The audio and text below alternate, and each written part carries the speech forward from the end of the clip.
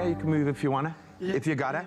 If you gotta move, you gotta shake it loose. Because it's a Monday. Welcome to it. My name is Graham Richards. And I'm Raul Demone, and thank you for joining us on this beautiful start to the magic that is the week, G. And so Did you have a haircut as well? I did, yeah. You know, Well that sleep done, look. man. Yeah, man. Fresh into the brand new week, because it is a Monday and we're going to beat back those Monday blues.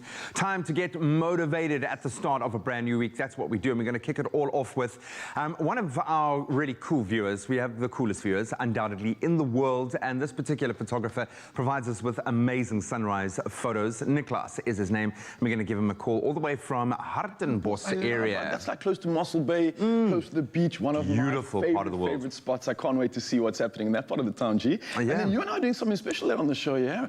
D'Amour Rosé, something flavorful. He's quite romantic. Sweet. Please Yes, stop. yes. I'm involved with someone. I have a partner. Please stop. It does sound very, very cool. And then finally, we're going to be entertained with some soulful tunes this morning. It's almost Sunday. Our gospel performers, they are here to bring a little peace, serenity, and an awesome Sunday vibe on a Monday. I know it's a Monday, but we're going to kind of make it feel like the weekend.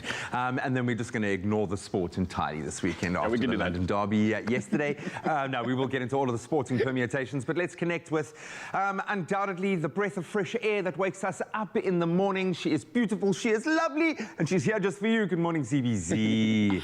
Oh, thank you, gentlemen, for that intro, and a very good morning to you at home. Now, this is the part of the morning where we touch on all of our feelings from the past couple of weeks, and we are talking relationships on your Monday morning. But we want to know from you on social media, have you been friend-zoned by someone that you have feelings for? Please share your experience with us. We have Asha Dulab. She's going to be joining us a little bit later, and we'll be going through all of these answers and some of your comments, so make sure you head on over to social media. Don't forget that hashtag Expresso show, and be honest, be completely honest. The more honest you are, the better it's going to make that conversation, and can't wait to hear what you have to say. But it's time for us to quickly get the morning underway by taking a first look at your morning headlines with Graham. Thank you so much, Zoe. We start with a nation in mourning. The traditional Prime Minister of the Zulu Kingdom, Mangosuthu Buthelezi, has announced that the late King Goodwill Zwelithini will be buried in a private ceremony on Wednesday night. A memorial service will be held on Thursday. Buthelezi says due to coronavirus regulations, Zwelithini's body will no longer lie in state. Earlier, President Cyril Ramaphosa said the late King Zwelithini would be accorded an official state funeral. The national flag will be flown at half-mast at every flag station in the country until the evening of that funeral service. Then staying in the country, Eskom announced yesterday that it has extended load shedding until 5 a.m. on Wednesday due to constrained generation capacity. The power utility said over the past 2 days it had successfully returned to service the generation units each at the Matimba and Medupi power stations. However, during the weekend there were further breakdowns at 5 stations, placing further strain on the generation capacity. The power utility said it would continue to implement reliability maintenance during this period. Now, casting a wider net on the international front, Tanzania's President John Magufuli is in the country and working hard in his office. His Prime Minister has said, scotching rumours about his whereabouts and health. There had been speculation last week that Magufuli was suffering from COVID-19 and receiving hospital treatment in either Kenya and India. Meanwhile, more COVID news, this time from Europe, as shops, restaurants and schools will be closed across Italy from today, with Prime Minister Mario Draghi warning of a new wave of the coronavirus. During Easter to the 3rd and 5th of April, there will be a total shutdown in the country. Then at least 18 anti-coup protesters were killed yesterday in one of the deadliest days since Myanmar was thrust back under military rule, as a group of ousted MPs urged citizens, and we quote, to defend themselves during the nation's darkest moments. Myanmar, formerly known as Burma, has been in turmoil since the military wrenched civilian leader Aung San Suu Kyi from power in a February coup, triggering a mass uprising that has now seen hundreds of thousands protest daily for a return to democracy, as well as now at least 80 deaths. And now for some good news for the game of soccer here on the continent. He's the owner of Mamelodi Sundowns Football Club and holds 37% of the Blue Bulls rugby franchise. And now South Africa's Patrice Motsepe has been elected unopposed as the new president of the Confederation of African Football, or CAF. One of his major intentions, he says, is to visit every single country in Africa in the next year. The 59-year-old's path to the presidency was cleared when his rival candidates withdrew and another was barred from running. The mining billionaire businessman has stressed his belief in how unity can herald a new era for African football, which has been mired in controversy in recent times. And he said he was absolutely confident that by working together, they would indeed succeed in making African football feature amongst the best in the world. Motsepe, brother-in-law of President Cyril Ramaphosa, is keen to improve CAF's governance and image, given his desire to bring in private sector investment to boost its precarious finances. And back at home, the Motsepe Foundation has, over the years, done much to alleviate poverty and improve living standards of the poor, the unemployed and the marginalized in our country. We extend our very best wishes to the brand new CAF chief. That's a good lead-in to take us into our sporting action over the weekend.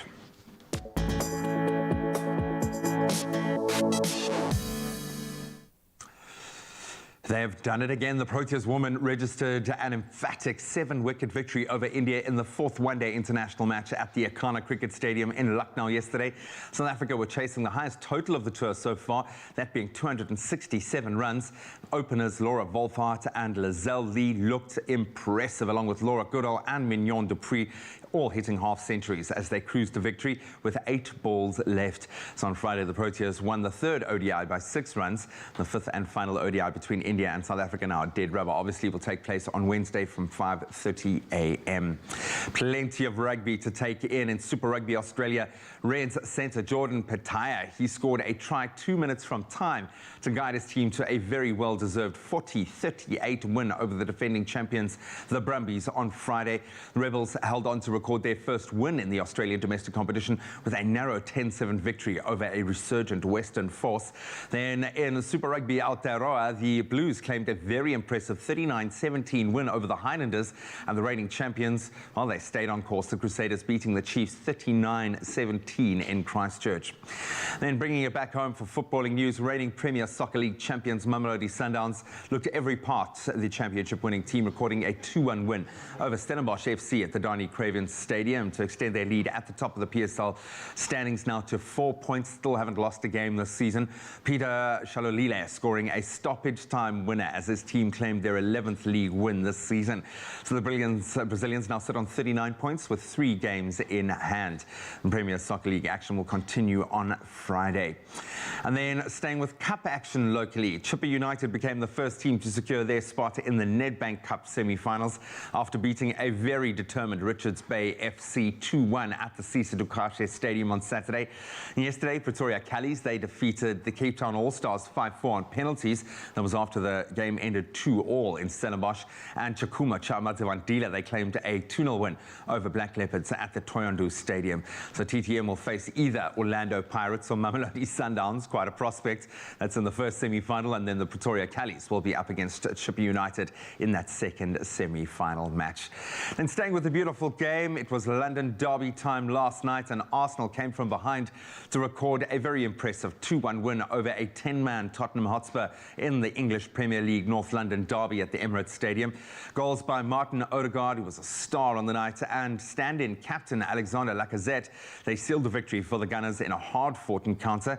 Other results from the weekend, a much-changed Manchester City. They beat Fulham 3-0 to extend their lead at the top to 17 points. And Leicester City, they thrashed bottom of the log Sheffield United 5-0. There'll be one Premier League fixture to look forward to tonight, and that's the defending champions Liverpool taking on the outfit Wolves from the Molineux at 10 p.m. Should be an interesting one, but we'll delve into all of our weekend sporting permutations and, yes, that scoreline in the London derby in just a moment. Stick around.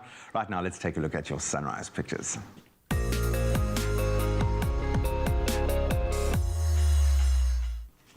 Well, we love starting the morning off with a glimpse into the view that you experience. So this morning we're kicking it off with these photos received from our viewers. Gail Hansen shared this silhouetted image from Durban showing the sun rising in the distance. Durban can expect pleasant conditions today with a maximum of 31 degrees Celsius.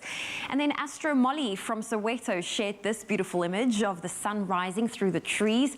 Soweto can expect a pleasant day with more sun than clouds, and a high of 25 degrees Celsius is forecast for today. Thank you to each and every one of you for sending through your sunrise photos. And if you would like to be part of it and be featured, all you need to do is head on over to the Expresso Facebook page. We also want to send a special shout out to our international viewers who are tuned in on the Africa channel or on YouTube. A very good morning to you. And this morning we also want to give a brief update on the weather for Austin, Texas. Now, the city's weather is characterized by long hot summers with short and mild winters, and for today expect a sunny and warmer day than yesterday with a peak of 30 degrees Celsius. And staying with some American news, as America trends towards a generally warmer conditions, insects many haven't seen for almost 2 decades are to make a return. It's the big brood of cicadas set to emerge from the soil for the first time since 2004. In a short while, billions, if not trillions, of singing cicadas will emerge from the ground across a large swath of eastern United States. Now, it will be a party that has been 17 years in the making. Once outside, the sunniest days of the midsummer will also be the noisiest, equivalent to a lawnmower or a jet aircraft going overhead. It remains a general mystery as to how periodical cicadas in that part of the world know when 17 years have passed or what triggers their re-emergence. However, soil temperatures likely plays a crucial role. In South Africa, the cicada is the English word for sawnbessie, which is Afrikaans, which also produces the familiar summer sounds with ear-piercing shrills that make your ears and head buzz. But in South Africa, the species don't wait 17 years to emerge. They live life fully every single year. Well, on that note, let's quickly look at your temperatures here in South Africa. If you're in Polokwane, expect a low of 14 with a high of 27. Mbombela, partly cloudy with a high of 30. Pretoria, 16, 27. Johannesburg, 16, 25. It's partly cloudy in Mahikeng, 16 with a high of 28. Klerksdorp, 15, reaching a high of 30. Partly cloudy in Kimberley today with a high of 29. Bloemfontein, 13, reaching a high of 28. Sunny conditions in Richards Bay, 21 with a high of 32. Pietermaritzburg, 19, reaching a high of 33. Durban, 23 with a high of 31 today. Mthatha, 17, reaching a high of 32. It's partly cloudy in East London, 19 with a high of 28. Cradock, 15, reaching a high of 29. Thunder showers can be expected in Gqeberha with a low of 18, a high of 24. George, 15, reaching a high of 22. Cape Town, rain is expected for today with a high of 20. Worcester, 13, reaching a high of 22 with some rain on the cards. Sutherland, 9 with a high of 20. And Uppington, a 40% chance of thunder showers with a low of 17 and a high of 31 degrees Celsius. We'll have another update for you at 7 o'clock, so stay tuned to your Feel Good Breakfast Show. Listen how I laugh. This game is so frustrating. This game of football that we have to watch and that we have to take in. And now you've got to talk to the man himself about it too. Man. No, look, most of what Carl Lewis, who is an incredible, an encyclopedic sporting mind, what he predicted did come true this weekend, but I think we both had it wrong with the London Derby. But kudos to all the Gunners fans out there. We'll get into a little bit of cricket, of course. The Proteas ladies, just unbelievable at the moment. Truly. Can't wait to get his take on that. If you are feeling a bit hurt, don't worry. We've got a warm cup of loving coming through as Thank well. you. And that's a beautiful one from the space, so you're not going to want to go anywhere because we're coming right after this.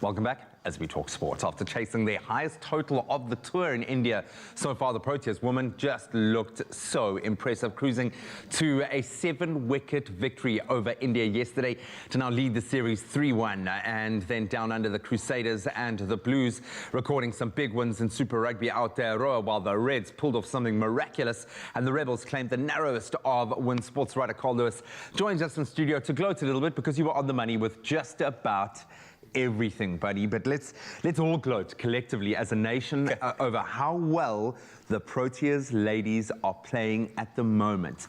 I mean, the bowling has been great, but the batting, the depth, and I mean, we don't have to look beyond our opening pair. Wolfhard, Lee, absolutely amazing. I mean, yesterday's chase was just remarkable. If you ask Siri or Alexa, what is the perfect chase? That is the example that they'll give you.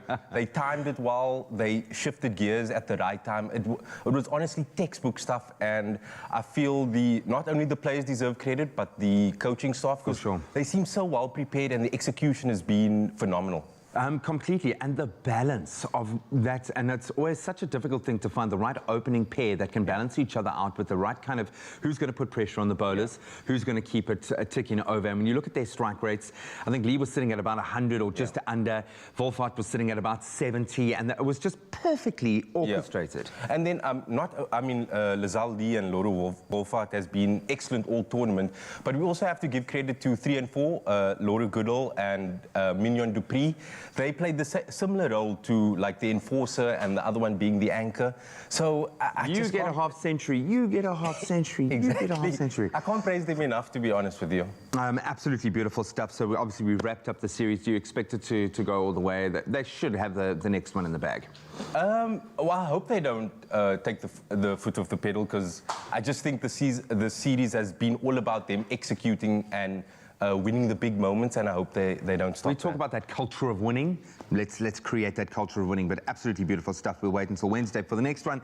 Let's shift gears entirely. Now, you talk about keeping your foot on the pedal. I don't think the Crusaders know how to take their foot off the pedal. You kind of saw a big win for them, and the way that the Chiefs started, when Damian McKenzie got over for that early try, I thought, okay, game on. But as they do, the juggernaut just steamrolls on. 39-17 is a pretty dominant performance. Very dominant. And you can never trust the first try. When they concede first, then I always feel, okay, there's a wave coming. You almost feel sorry for the opponent. Because you know there's going to be a backlash. You shouldn't have done that. And what else can you say about the Crusaders? Scotty Robertson has an outstanding side going there and a great culture. Can I say one name? Richie Mo'unga. His ability to run with the ball, his ability to kick. Obviously, he's really improved his post kicking and made himself dependable in that sense. But you just never know what he's going to do. And he breaks the line every single time. Now, I mean, you could argue that he's the best life in the world. I mean, Emile Intermac, Jalabert, maybe Andre Pollard is sort of in the conversation, but I think if he was playing, in terms of all categories, I think he probably scores highest. Didn't really expect as much of a scoreline for the Blues. 39-17 over the Highlanders. We wanted an exciting game. They gave us lots of tries, and the Blues played that beautiful running game. We love that. Thank you, Rico Ione. Now, let's move to one of the interesting results over the weekend. You said it would be pretty hard fought. 10-7 in the favour of the Rebels up against a Western force that tasted victory for the first time in probably 2 seasons last weekend.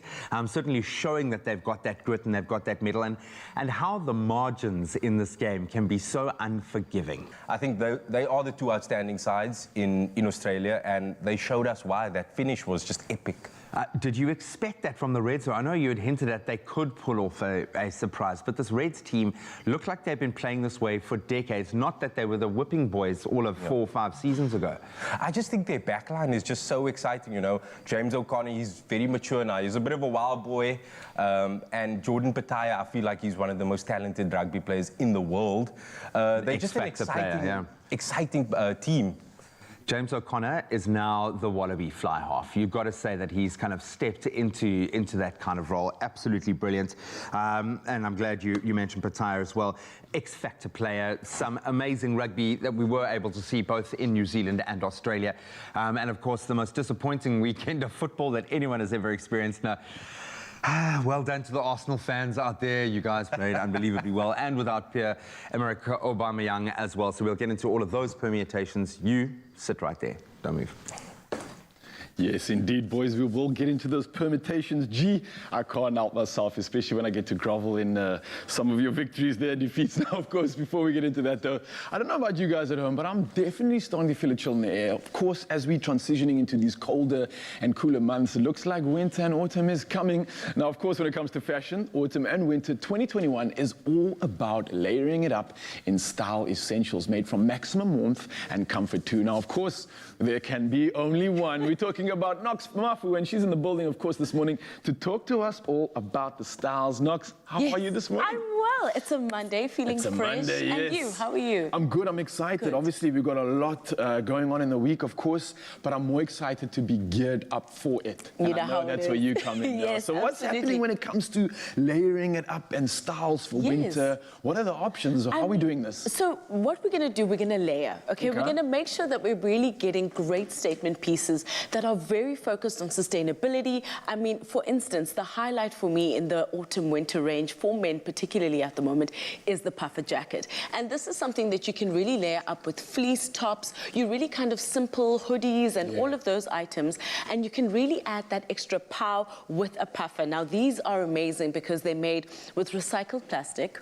They're made like they are wind resistant and water resistant and come in a range of colors. So I'm really thinking that if you want to get yourself something really great that'll hold you through the winter, the puffer jacket is the way to go. I'm trying to figure out if there's at least 5 to 7 colors, because I might not want one for every day. 'cause Absolutely. You had me at recycled. You had me at the fact that it's wind and water resistant as well, which is obviously Exactly. perfect for the elements that we're going to be walking into these coming up 100%. seasons. So, and the colors too, such a wild pop. Is that where we're going this So we're going with colors. We're going, I mean, even last week when we were talking about the men's range, really I want men to lean into color. It's a good time to do so. And it doesn't mean that we need to lose our vibrancy because it's winter, but I love this ombre kind of effect that we have here. It's been such a hit in studio, and I feel like you should be wearing that. That looks like it's got my name on it. Let Yes. me come here, baby Give it girl. a go. So this is really Let me great try for this your on. kind of outfit. You know what I mean? It's a simple top with jeans. But what we're going to do now is just add that extra edge and obviously warmth with a puffer jacket. And I really think that it adds an extra cool, but still functional if you were to go on your amazing hikes It's crazy. that you do. I've got to say, it feels like absolutely nothing in terms of weight. It's so Exactly. light, but the minute I put it on, it's like winter, and not winter. It's like summer's just hugging me again, like this warmth and Exactly. comfort. Exactly. It feels cool. It feels like, you know, I can still make it a little bit up styled, but like popping the collar at the same time. Exactly. And what I've noticed, which I don't know if it's the same with you, but back in my day, firstly, we never got things that were actually recycled as a jacket. So that already just tickles my fancy and gets me so excited. But on top of it, the way that we can layer things now, it used to be like a t-shirt maybe, or cardigan under. I'm seeing shirts, I'm seeing ties, I'm seeing so many cool things. Yeah, absolutely. I think, well, you hit it on the nail. We could really enjoy with a lot of accessories. So on top of this, I could have, or below it, I'd have a hoodie, I'd have maybe like a nice scarf that you can put in there if it's really cold. But something light like this, I think, is really easy for you to move around in studio if you had to go out for errands. This is a look that really just hits both of those items, and you look pretty cool. I'm feeling good. The stance just came natural. Exactly, already you're changing your demeanor, which really speaks to the joy. Well, Nox, thank you so much for kidding me out, pumping me out on this Monday, of course. And for you, Mzansi, too, you can upgrade your autumn winter wear with puffer jackets made for comfort. Now, you can shop these at Woolworths, in-store, online, or, of course, on the app. Get styled up.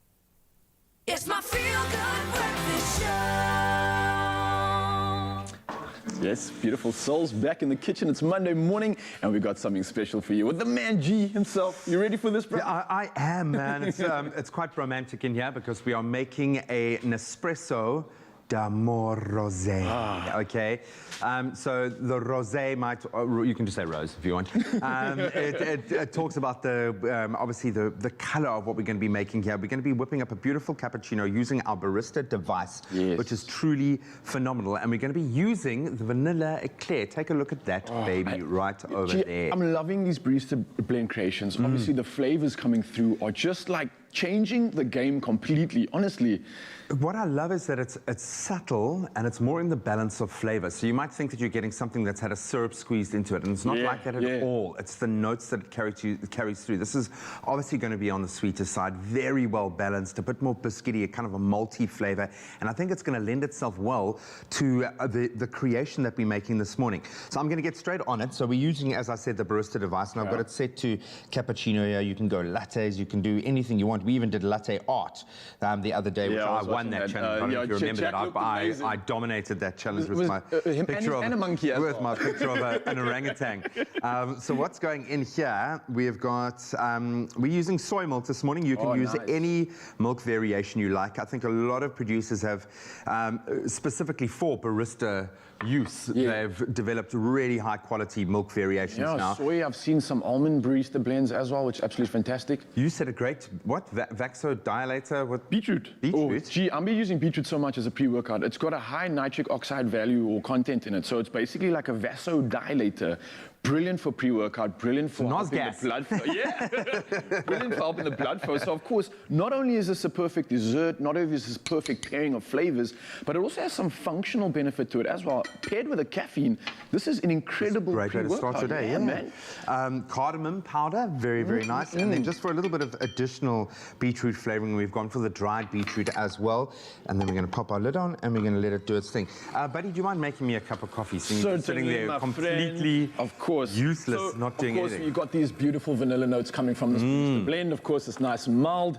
It's exactly what I know you're going to absolutely love in this one. What am I making for you? What's the best combination with this one? I'm guessing it's going to be a cappuccino. Okay. So I would do an espresso, Got you. One cappuccino, espresso coming right up. There we go. And the best thing about these kind of flavors is the aroma that permeates through your house when you make it. It's almost like we've spoken about having the robot. I need the robot to be able to go downstairs. I mean, even look at the color of it, dude. Absolutely beautiful. I had a hike this weekend and I invited some guests over afterwards and I was like, guys, you want some coffee? And they're like, oh yes, please, I'm dying for coffee. Let them sit down, let the machine take over. They literally thought I had gone on a coffee barista course. I was so chuffed with myself. Obviously, I've got to say, it's obviously all the magic is in the machine here. How are you doing over there? I hope it's almost done. Yeah, it looks good. Looking good. And you've got to let it do its thing. You can't stop at mid, but I'm getting a beautiful milk froth there, and it's looking so lovely with the pink, the rosé. D'amore. Of course, guys, you can head over to expressoshow.com for this recipe that G and I are cracking into. But the crazy thing about this machine, I can't even hear it moving, G. It sounds so quiet, it's stealth mode. And it gives you so many options. You can create so many unbelievable recipes. When they say barista device, I mean, it's not the sexiest name, but it is exactly that. You can do anything. I challenge you to say it like this: barista device. Device d'amore. Okay, I think we are ready to rock and roll. Yes, please. Okay, let's do this without. Oh, man. Oh, you're getting those smiles as well, eh? Look how beautiful this looks. I'm very proud of you, my friend. Barista levels have been upgraded this weekend, I see.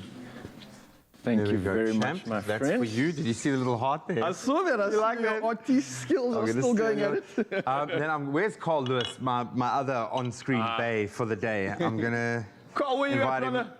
Get in here, son. Get in here. He is here. He's probably still watching some of the highlights of the weekend. They may get stuck in, eh? Oh, that lamella bowl, actually proper art. Okay, this one didn't. Very impressed. This one didn't come out quite as well. I'm going to add a little bit more there.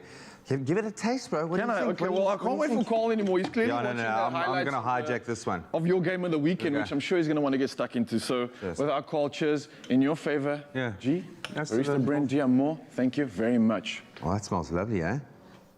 Oh, absolutely nailed it, G. And of course, Mzansi, if you want to get your hands on this delicious recipe, head over to expressoshow.com. And we know that you're keen to try your own Nespresso barista creation. So this is why we're giving you the chance to win an incredible prize bundle from Nespresso worth 4,348 Rand. Yes, you heard correctly. Now, the prize includes an Espresso Essenza mini bundle, 10 sleeves of coffee, and a set of Origin Lungo cups. Now, all you got to do is simply reply to the competition post on Expresso's Facebook, Twitter, or of course Instagram page, and tell us which of the Barista Creations range you want to try, and let us know why. And remember, you got to include that hashtag Nespresso, and the competition closes Sunday, 21st of March at midnight, and you need to enter now and make sure you check it out, because those T's and C's can also be found on expressoshow.com. G, I got to get back into this, Interesting, man. Absolute magic. I feel my veins popping right now. Oh, that's awesome, man.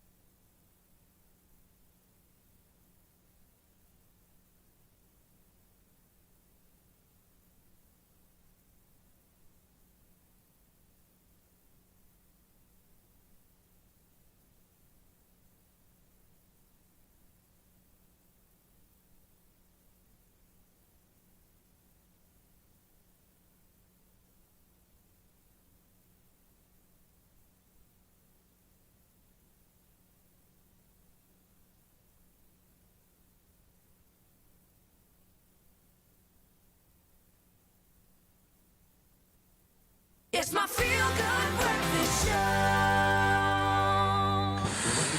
show. Welcome back. Yeah, man, time to get inspired. It is. It's time for us to get inspired. It is your Feel Good Breakfast Show. Expresso at the start of a whole new, brand new week. Thank you very much for waking up with us.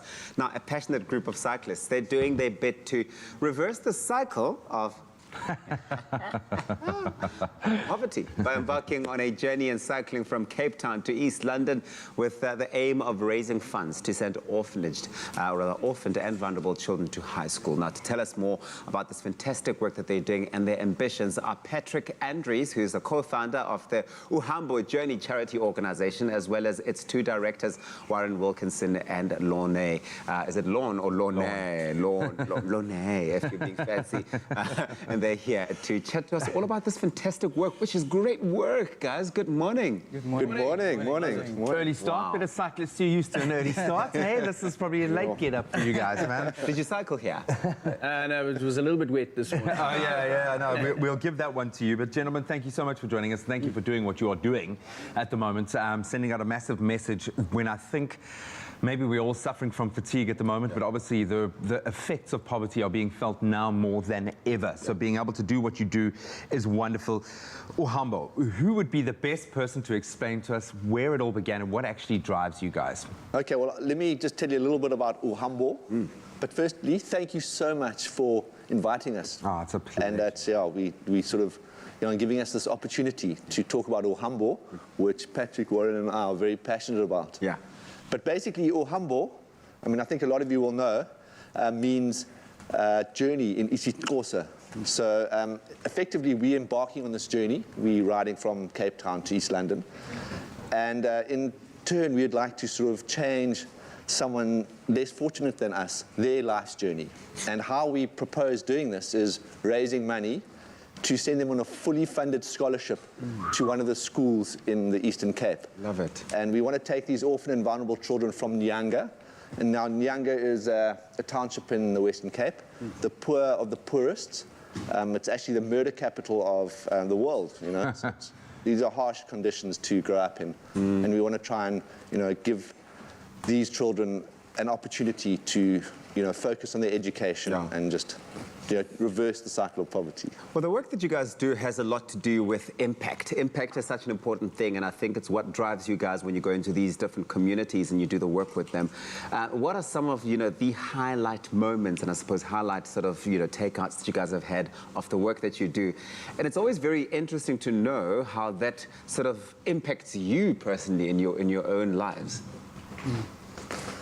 Yeah, so I think a major highlight for us was kickstarting the tour in 2019, and it really started out of nowhere. So basically, Lorne, Warren, and I got together. We decided Lorne had this great idea to ride from Cape Town to East London. He got Warren and us involved, and our first tour happened in 2019, and we cycled from Cape Town to East London. And we partnered with a local NGO in Nyanga at the time, and we fortunately raised some money to kickstart us off.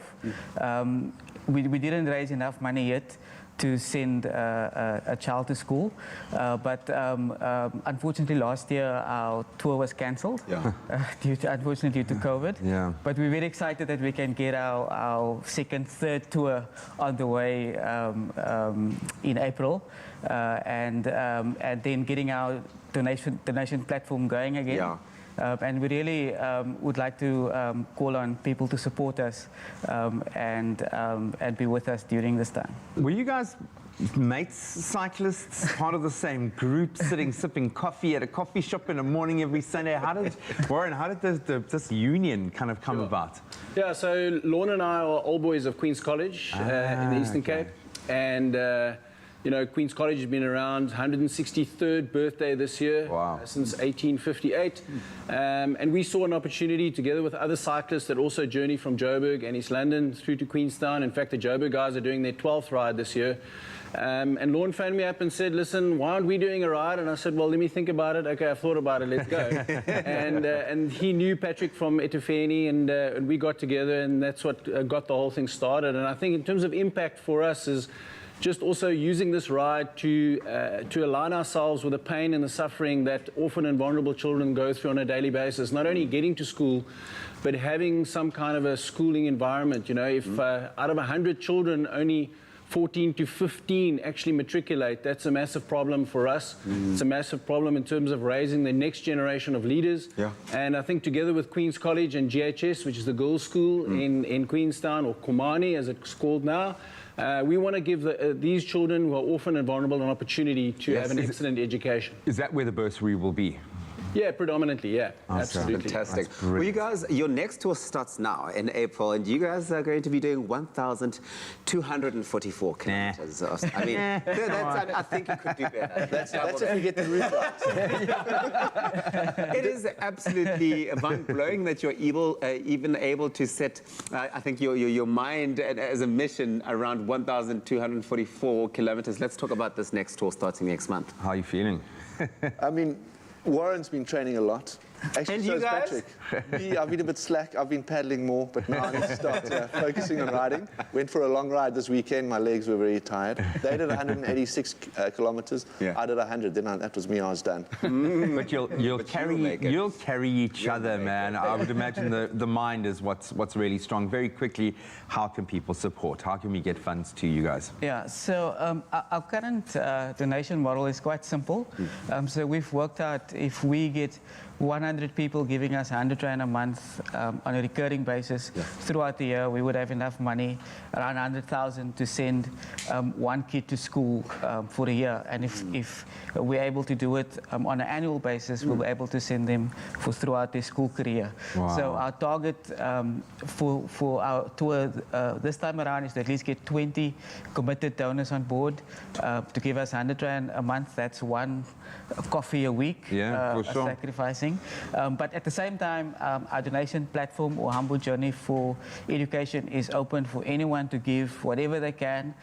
If you've got 100 Rand, if you've got 1,000 Rand, if you can donate to us, all the money that we're raising is all going into the scholarship for the child. Simply put, it's going to get a child through school. Yeah, and I mean, if we change one child's life, Yeah. you know, then that's impactful. We've made a difference, and we feel like we're a success. And Well, it's the knock-on effect of that as well. Gentlemen, we applaud your efforts. We look forward to the sore and aching muscles at the end of this, but what an amazing opportunity, Uhambo, to change someone's life journey.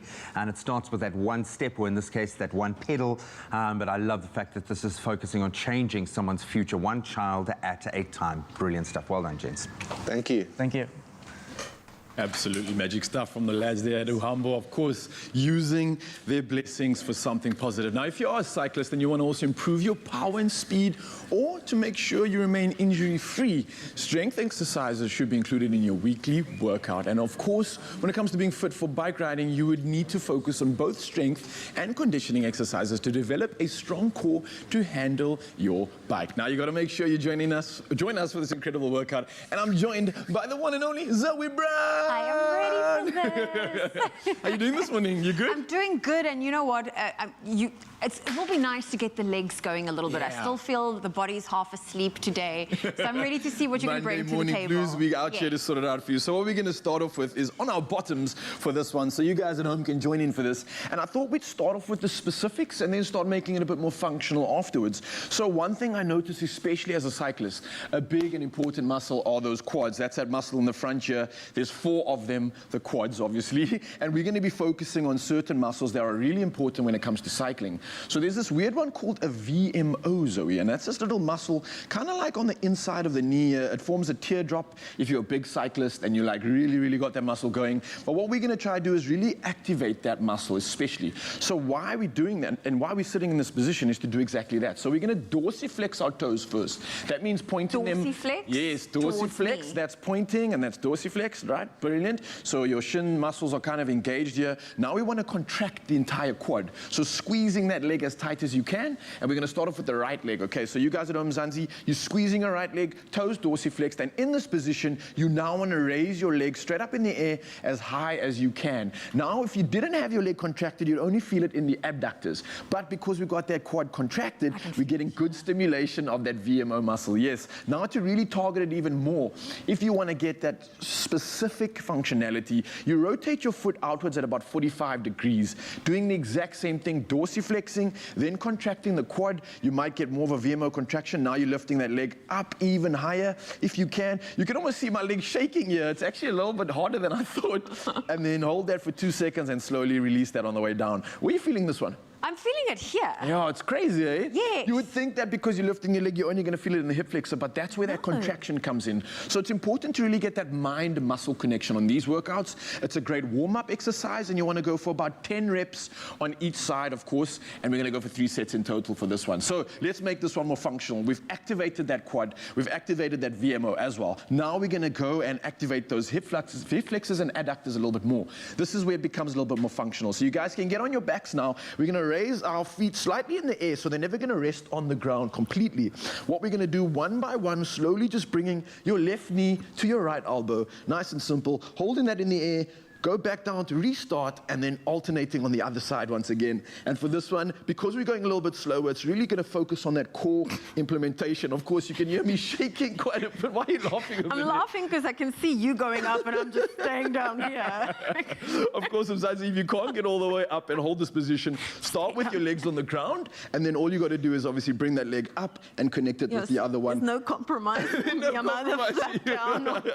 So, of course, we hit the legs and we hit the core, which is absolutely vital when it comes to cycling. Now let's make this even more functional. And what I notice a lot with cyclists, obviously focusing a lot on the lower body, but when it comes to the upper body, supporting their frame and creating that efficiency, that's where we slowly start to see a little bit of a lackluster effect. So what we're going to do is be in this prone position right now. And what you can do, Zoe, is we're going to start off with a functional push-up. What it's forcing is core control, number one. And if you were to imagine a cyclist, how they hold their handlebars, they got to be very supported, but they can't just rely on the handlebars. handlebars, their weight and their body has to support themselves as well. So what you can do to start off with this one, on your knees, you're going for a push-up.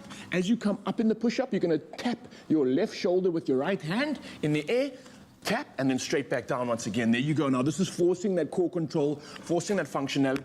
If you want to step it up, of course, you can go onto your feet like I am right now. So off my knees and onto my feet, and you'll feel and see that my body shifts a little bit more, forcing more core control and more stimulation. And at the same time, what we can do with this is make it even more functional. So as you are, Zoe, we come up for the push-up. On the next one, instead of tapping our shoulder, what I want you to do is stick your leg back and kick it far behind you. You're going to get that glute activation. Yeah, there you go. Squeezing the glute, coming back down for a push-up once again. Now to the other side in the other leg, kicking that glute far back, nice and high, squeezing that contraction. And you almost want to point and drive with your heel and not your toe. Driving with your toe is going to get more of that quad contraction. Getting the glute means driving with the heel. That is beautiful stuff. So what you can do once you've mastered all of this, we've hit the quads, we've hit the glutes now, we've got the core and the upper body. You can put this functional movement into effect. So we'll start off with upper body and then move to the legs. And let's repeat that flow. Does that make sense? Okay. Right. So let's start on the right hand, left shoulder tap, then the right leg, then the left leg, and we can keep that flow going. And this is a really fun one. Get you warm, get you conditioned. And this one you can keep going for at least a minute before you take a 15-second break. All right, you ready? Okay, Let's yes. try it out. Right. One foot tap, then another tap. Now we're doing that glute work. Kick back, yeah. Another one, kick back, and straight back into the shoulders once again for a tap. There we go, beautiful stuff. Now you're feeling it, Mzansi. I can get that rhythm going. I know you're in sync with us now. And of course, you are going to get your sweat on for this Monday morning. I've definitely warmed up after that one. And of course, you guys can complete 3 sets of the following. Zoe, I don't know how you're feeling about that, but I've definitely earned myself a snack. I'm going to grab one of these, of course. And I know you do too. But cheers. And Mzansi, of course, check out Uhambo Boys. Of course, they're doing some incredible stuff when it comes to supporting a cause and supporting those kids at heart and using their body for something positive. And you can too. Start off with these exercises, and who knows, you might be able to achieve anything you wish. Cheers. Only you can make my day.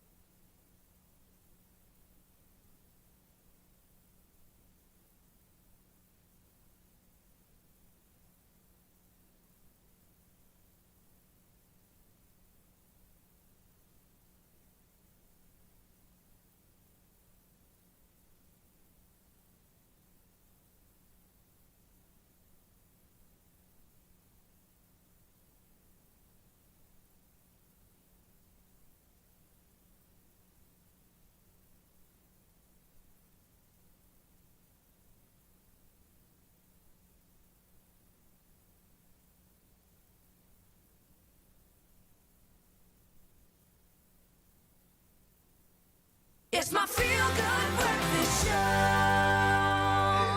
Welcome back to it, your feel-good breakfast show, Expresso, live on SABC3. It's a Monday morning. You know what that means. It means hashtag Gospel Mondays. Now, an idea between two big dreamers morphed into the multi-talented band we now know as Almost Sunday. Now, this worship band believes that they exist for more than just musical creativity, but instead they exist on a deeper level for the Creator himself, which is such a big cause and a big thing to be rooted on or in. And of course, you know, we are so blessed this Monday morning to have them in studio with us for our Gospel Monday performances. But before they get ready to show off their unbelievable music talents, but also to bless us in that way, we get to know the band a little bit better. Guys, good morning. Almost Sunday, so good to have you on Expresso. Good morning. Guys, this is so beautiful because I have followed you guys and I'm always stalking, what you guys are doing on your social media.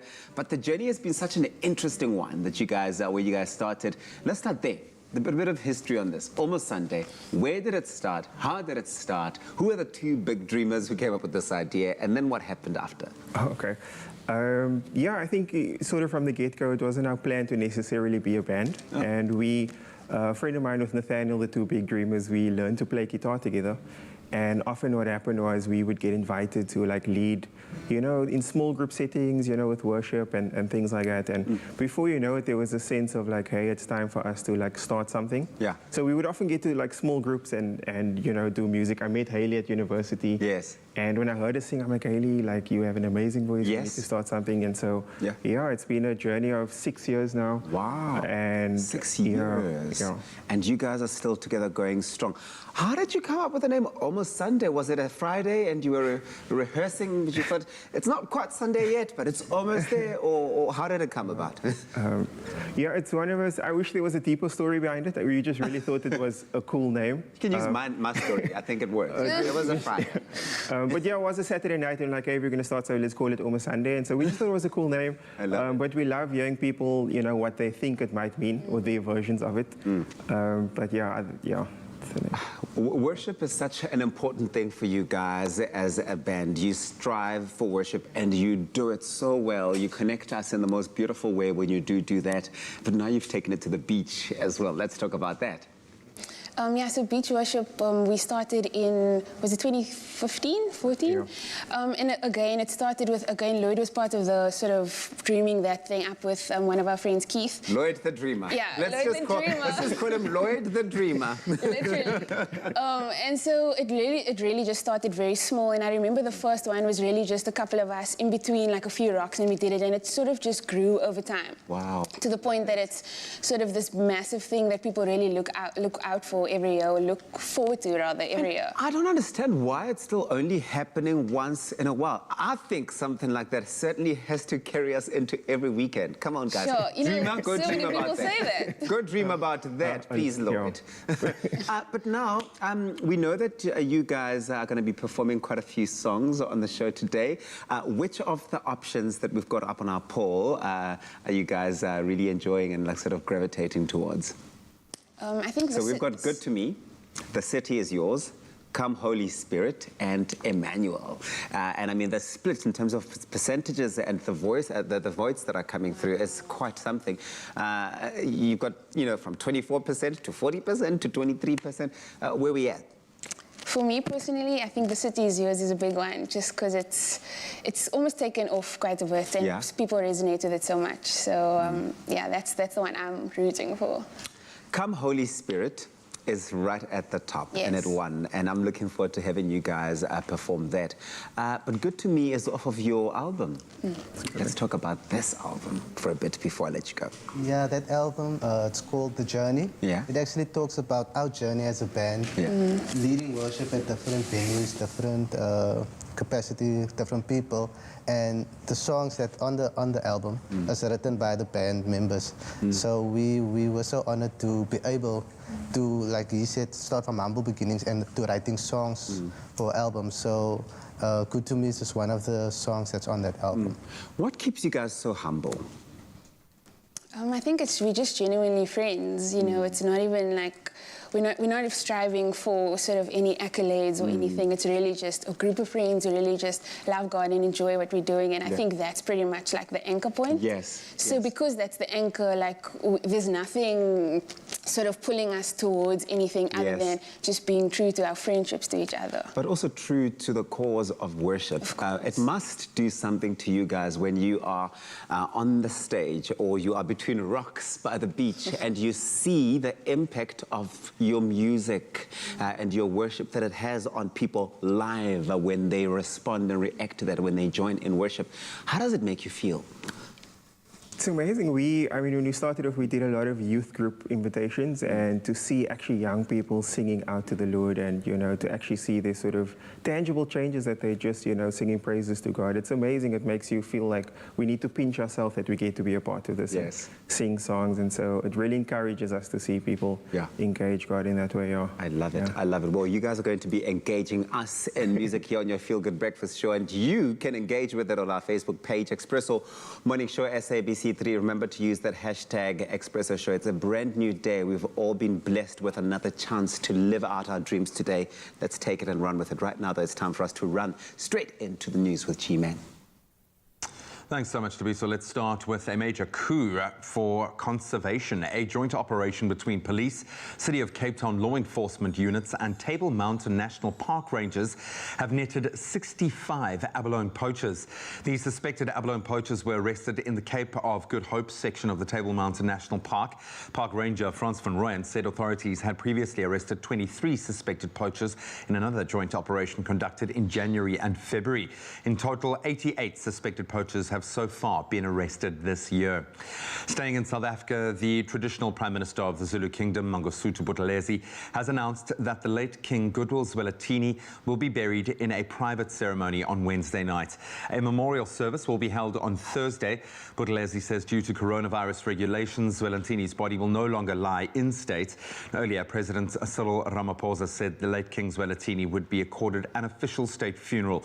The national flag will be flown at half-mast at every flag station in the country until the evening of the funeral service. On the international front, former undisputed middleweight world boxing champion, marvelous Marvin Hagler, has died at the age of 66. The American dominated the middleweight division from 1979 until his controversial defeat by Sugar Ray Leonard in April of 1987. Hagler fought 67 times during his incredible 14-year professional career, winning 62 occasions. He triumphed on 52 occasions by knockout as well, and while he drew 2 and lost 3 times, an unbelievable record. His most famous fight, I think, coming in April of 1985 when he fought Thomas Hitman Hearns over 3 brutal rounds, a classic that has become known as The War. Then coming back to the continent, Tanzania's President John Magufuli is in the country and working hard in his office. His Prime Minister has said scorching rumors about his whereabouts and health. There have been some speculation that Magufuli was suffering from COVID-19 and receiving hospital treatment in Kenya and India. Meanwhile, more COVID news, this time from Europe, is that the shops, restaurants and schools will be closed across most of Italy from today. This with Prime Minister Mario Draghi warning of a new wave of the coronavirus. During Easter, the 3rd to the 5th of April, there will be a total shutdown. And now, sadly, very upsetting news from the world of entertainment here in South Africa. Many people have expressed their shock and condolences on social media at the passing of 2 very well-known and much-loved South African actors, Menzi Ngubane and Noxolo Maqashalala. Ngubane succumbed to a stroke at his home in Ladysmith, KwaZulu-Natal on Saturday. The 56-year-old Ngubane had graced the country's screen since 1987 with his portrayal of Generation's villain Sibusiso Dlomo for more than a decade, winning him a place in a generation of South Africans' hearts.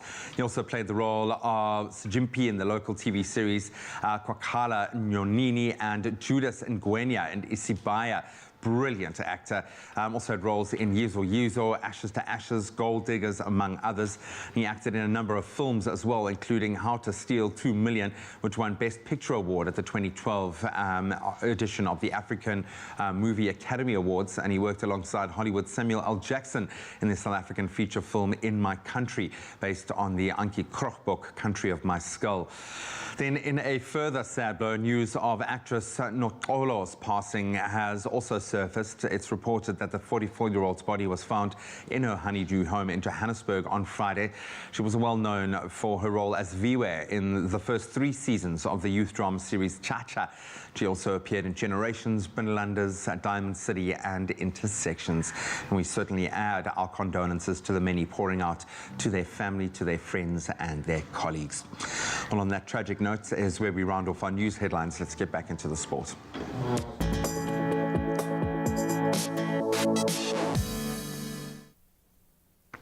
Well, the ladies have done it again and in style. The Proteas women registered an emphatic 7-wicket victory over India in the fourth one-day international match at the Ekana Cricket Stadium in Lucknow yesterday. South Africa chasing the highest total of the tour so far, 267 runs. Now, openers Laura Wolfart and Lizelle Lee were on fire, with Laura Goodall and Mignon du Preez also hitting half-centuries as they cruised to victory with 8 balls to spare. Then on Friday, the Proteas won the third ODI by 6 runs, the fifth and final ODI between India and South Africa. Now, a dead rubber at this stage will take place on Wednesday, again kicking off nice and early, 5:30 in the morning South African time. On to rugby and Super Rugby Australia. Red centre Jordan Pataya, he scored a try 2 minutes from time to guide his team to a very well-deserved and hard-fought 40-38 win over the defending champions, the Brumbies, on Friday. The Rebels held on to record their first win in the Australian domestic competition with a narrow 10-7 victory over the Western Force. Then in Super Rugby Aotearoa, the Blues claimed an impressive 39-17 win over the Highlanders, and the reigning champions, the Crusaders, march on. They beat the Chiefs 39-17 in Christchurch. Then bringing it back home, reigning Premier Soccer League champions Mamelodi Sundowns showed their championship-winning credentials, recording a late 2-1 win over Stellenbosch FC at the Donny Craven Stadium to extend their lead now at the top of the PSL log to 4 points. Peter Shalolile scoring a stoppage-time winner as his team claimed their 11th league win this season, still unbeaten in fact. The Brazilians now sitting on 39 points with 3 games still in hand. The Premier Soccer League action will continue at the end of the week on Friday. Then keeping it local, Chippa United became the first team to secure their spot in the Nedbank Cup semi-finals. That was after beating a very determined Richards Bay 2-1 at the Cesar Ducache Stadium on Saturday. Then yesterday, Pretoria Callies, they defeated the Cape Town All-Stars 5-4 on penalties after a 2-2 draw in full time down in Stellenbosch. And then Chakuma Chamatavantila, they claimed an impressive 2-0 win over Black Leopards at the Toyandu Stadium. So TTM will face a daunting prospect, either Orlando Pirates or Mamelodi Sundowns in that first semi-final, and then the Pretoria Callies will be up against Chippa United in the second semi-final. Then staying with the beautiful game and a hotly contested London derby, Arsenal came from behind to record a 2-1 win over a 10-man Tottenham Hotspur in the English Premier League North London derby at the Emirates Stadium, giving Arteta his first derby win, in fact. So goals by Martin Odegaard and Alexander Lacazette, who was the stand-in captain, sealing the victory for the Gunners in a hard-fought match. Other results from the weekend, a much-changed Manchester City side looked just as good, beating Fulham 3-0 to extend their lead at the top to now 17 points, unassailable lead probably. And Leicester City, they thrashed bottom of the table Sheffield United 5-0. There'll be just one fixture tonight, but a big one, an important one, in fact, for the defending champions Liverpool as they take on Wolves at 10 p.m. We're going to delve a little deeper into all of our weekend sporting action on the footballing front in just a moment with Carl Lewis, so stick around for that. Right now, though, let's take a look at some of your beautiful sunrise vistas.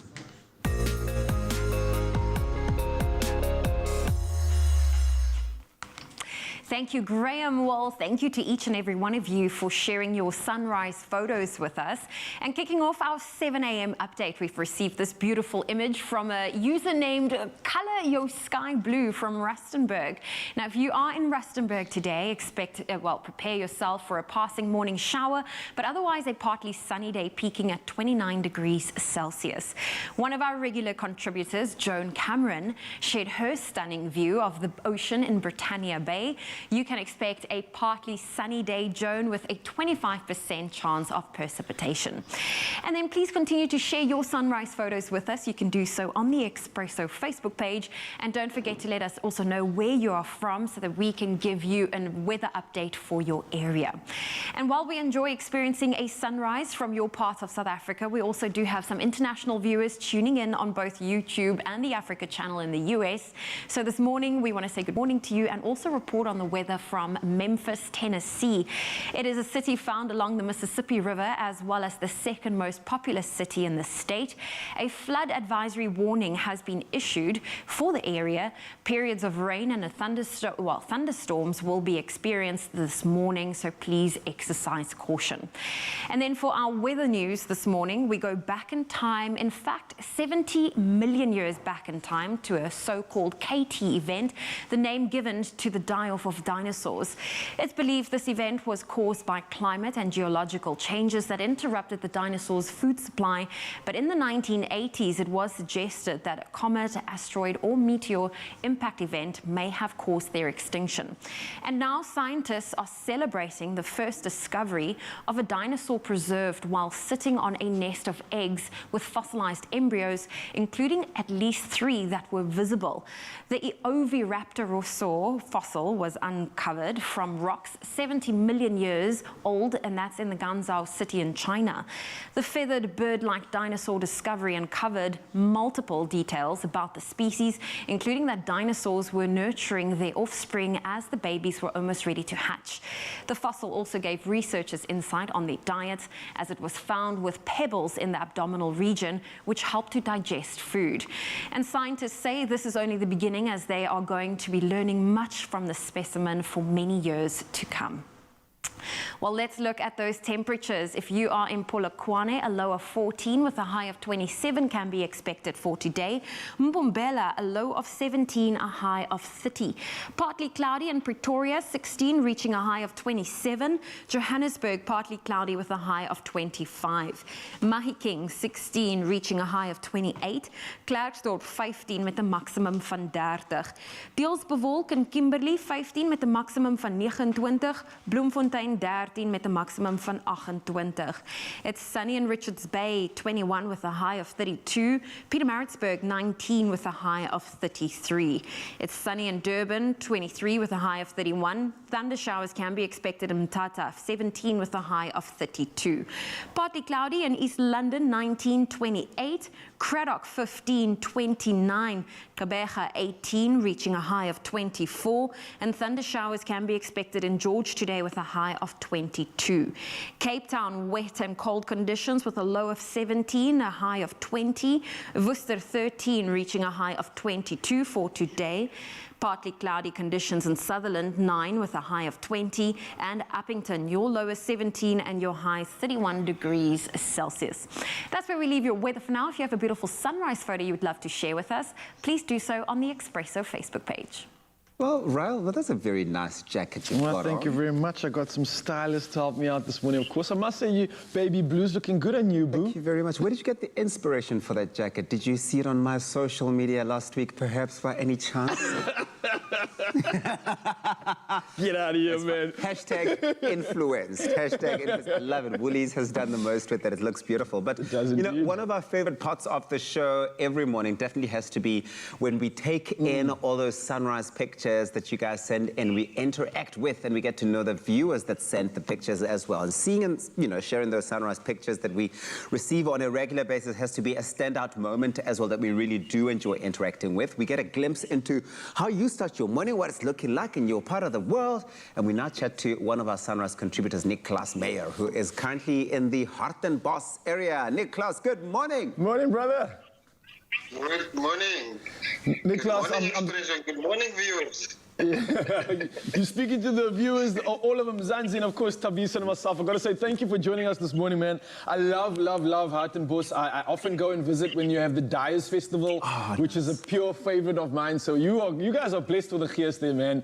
But I got to ask you, you're so dedicated, and it's so good to see you and the viewers, of course, watching the show, man. What is it that got you started with Expresso? When did you start watching the show, and what made you love it so much? Because most of the time when that Expresso comes up and I'm on the road, actually the last month I started watching the show and I see the guys' pictures that they sent in, and I think, why not? I mean, I've been taking nature pictures and sunsets and sundowns for several years. Why not participate? And take a look at that. I mean, we're looking at the pictures that you have sent through to us in the past. I mean, you really do have a keen eye for photography, and you take such stunning pictures. Let's talk about the show now and speak specifically about some of your favorite segments that have had you tuning in every morning to Expresso. What are some of the fun things or the fun segments that we've got on that you enjoy?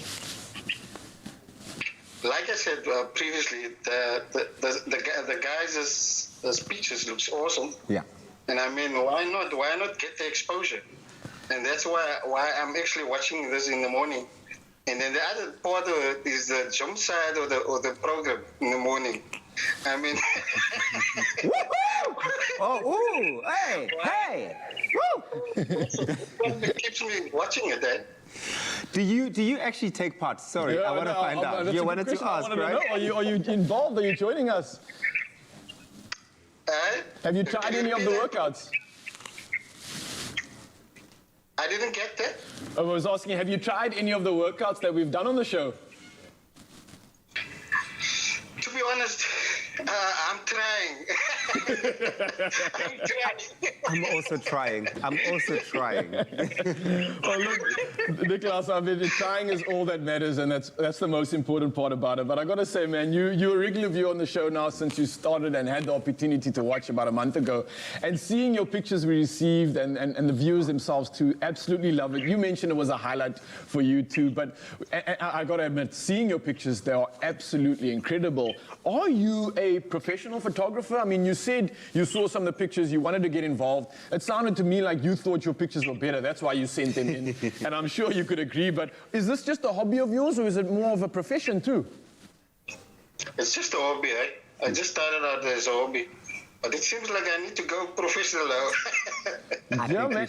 If you're getting called up to have your pictures exposed to the whole of the country, then you're definitely doing something right there, Nicholas. And Ryle and I will take 20% commission. Now, you live in Hartenbos, and it's such a beautiful part of the country. What's it like in terms of the weather today? How's it feeling when you've stepped out of the house this morning?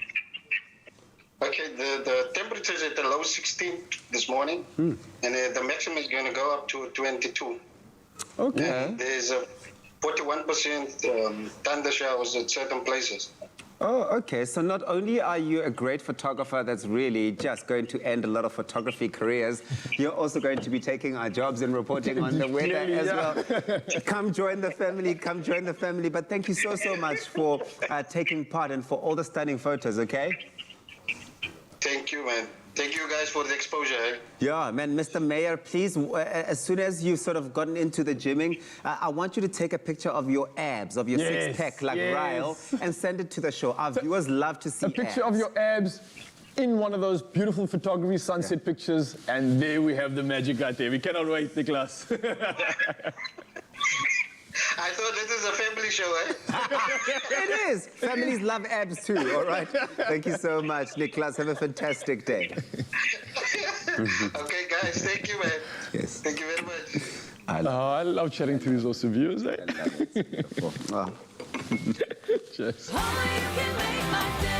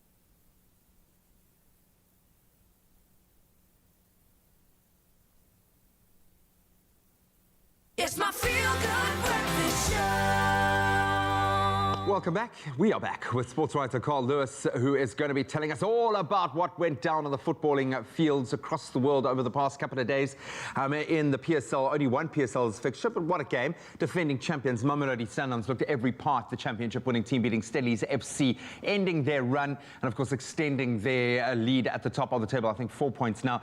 Then 3 teams made it into the Nedbank Cup semi-finals, and we had a lot to work through emotionally and otherwise in the North London derby. Tottenham Hotspur, who were down to 10 men, went down to Arsenal in the North London derby. Carl, great to have you stick around to chat some pretty cool football this weekend. Only one PSL fixture, and it was value for money. Stellies opened the scoring, and I kind of thought maybe this is it. Maybe they're going to be the team to shock us, give Sundowns their first defeat.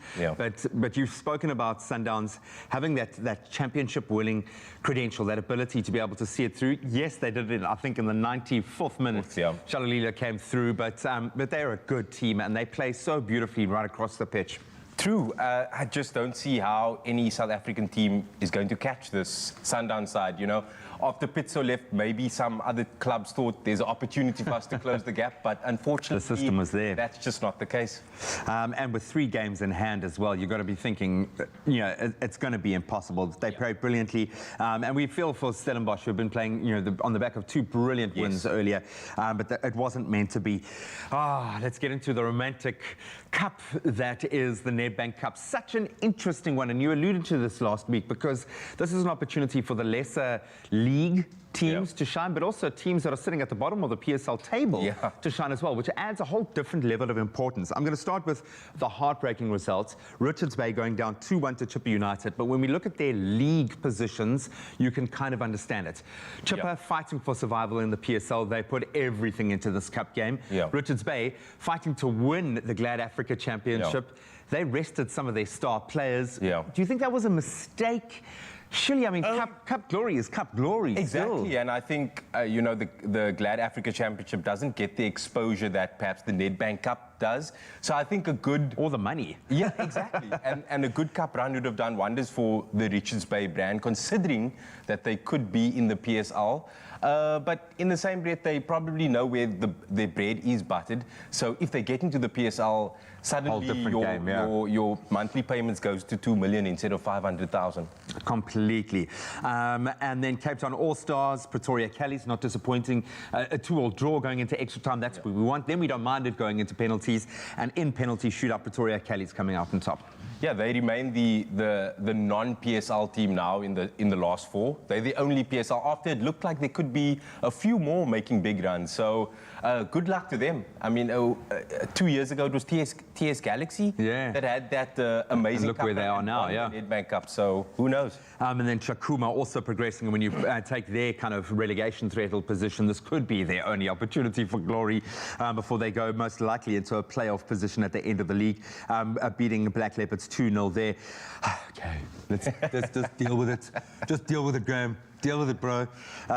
Lots of exciting football in the English Premier League over the weekend. Let's look first, before we get to the North London derby, at a Manchester City side that I think made 5 or 6 changes. An embarrassment of riches when you can rotate that many players and still put in a dominant performance against a Fulham side that are playing really good football at the moment. So expensively assembled as Man City is, it shouldn't be a surprise when they beat a newly promoted Fulham. So par for the course, I guess, and Man City. And in the Premier League, you kind of expect them to win them all, so they'll be back to their streak of 20, 21 games, and they'll probably do it. All right, have a cup of cement, and let's talk about Arsenal and Tottenham Hotspur. I'd like to just focus on that wonder goal. Lamela coming on as a bit of a shock with Son going off really early, but just looking at that attacking formation that Mourinho played with, fantastic to see him going all out. You know, having Mora coming in behind that front 3, that's a very attacking setup, not as defensive as we're used to seeing Jose play. Yeah, I was taken aback, to be honest, and even the 2 midfielders, Hoiberg and Ndombele. You know, Ndombele is quite attacking, relatively attacking, not really known for his engine. engine. So I was impressed that Mourinho went that route. Unfortunately, it just didn't click. I thought the first half wasn't as dull as I thought it would be. It was actually quite entertaining. I think Odegaard, who scored one, he scored in Europe earlier in the week in their win over Olympiacos, but his tracking back is what really stood out for me. And in fact, the whole Arsenal team, they're not having Aubameyang on that field, obviously off for disciplinary. Can't wait to find out what he actually did. But they made the call to keep him off, which meant that Lacazette had to step in as captain and also that linking player. And the players seemed to respond to that really well. In the grander scheme of things, is this a massive, massive blow for Tottenham? Do you still see them going into the top four? No, I don't. Well, I'm going to cancel sport for the next 3 weeks. That's it. It was a great chat, but we're never going to be talking about football ever again. And that's a wrap of your sporting action over the weekend. Don't cancel sport. No. Well, you know what? You shouldn't cancel sport because a lot of good comes from it. Speaking of feel-good sport, of course, so we are turning our attention to a golf development organization in Mitchell's Plain that's working to provide more opportunities in the sport to vulnerable children. Let's check it out.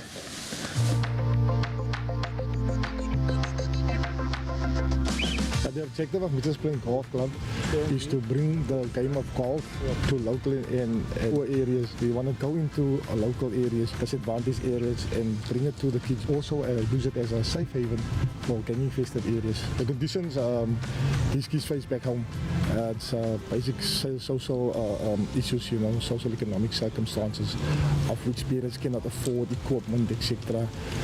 Also part and parcel they face as well gang activities within the areas, abuse and those type of things. And our purpose is to assist in that regard and also to try and help wherever we can, even educationally for these youngsters. You know, we don't set out to find pros within what we're doing because the primary objective is to create a safe space and get our youth away from the social ills. But in doing that, we happen to find those gems, and we've got a handful of them. Yasin Jardine and his sister Azra Jardine are both very capable. Yasin is only 10 years old now, but he's got such a beautiful swing. I wish I had his swing now already, and he's only 10 years old. His sister too is one of our promising female golfers. The females are still in the minority, which is something we're trying to change, and we hope that through her progression in the sport that she encourages her female friends and family to join as well. And we hope that with ongoing support within and beyond our organization, that all of them have an opportunity to thrive. I like playing at courses with my friends so that we all can be happy together. And I like when we travel and see more courses that other people play on.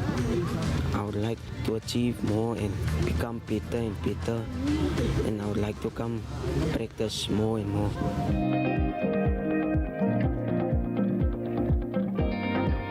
I enjoy playing golf because it relaxes me and it can help me be a better person in the future. Then I would like to go overseas and be a pro player and go far in life and provide for my family actually. I look up to my coach because he takes me out to places, to Grover Club, Brown Posh, Fairview, David, stuff like that. I like it because it relaxes me. A bonus for us would actually be if they can thrive as professional golfmen and golfwomen locally and abroad. And we hope that the support structures at home identify what we're trying to do for them, because we view each member here as our own kids. We spend our time here when we can be with our own families because we want for them what we want for our own kids. So we hope that with the support of our communities and businesses out there that we'll be able to achieve these goals for them. I've learned how to play golf because I've been here for 3 years now. When I started, I couldn't even hit a ball, but now I can play good. I've learned that golf is a disciplined sport. You can't just go around and play and talk and go on. It's a disciplined sport. You must listen to Uncle Richard and you must do what if he says.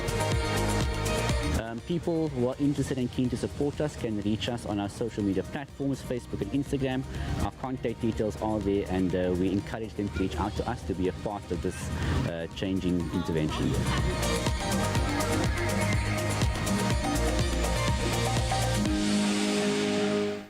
Oh, absolutely amazing. And it's so beautiful because of community heroes that we have that can have such an inspired start to the week. Yeah. We're really looking forward to that. And we also wish the boys and girls of the Mitchells Plain Golf Club all of the best. We truly do. Now, if you guys want to support and, of course, show all the love, then you can reach out to them on their socials, and that's the Mitchells Plain Golf Club on both Instagram and Facebook, because they're definitely going to want all the support they can get.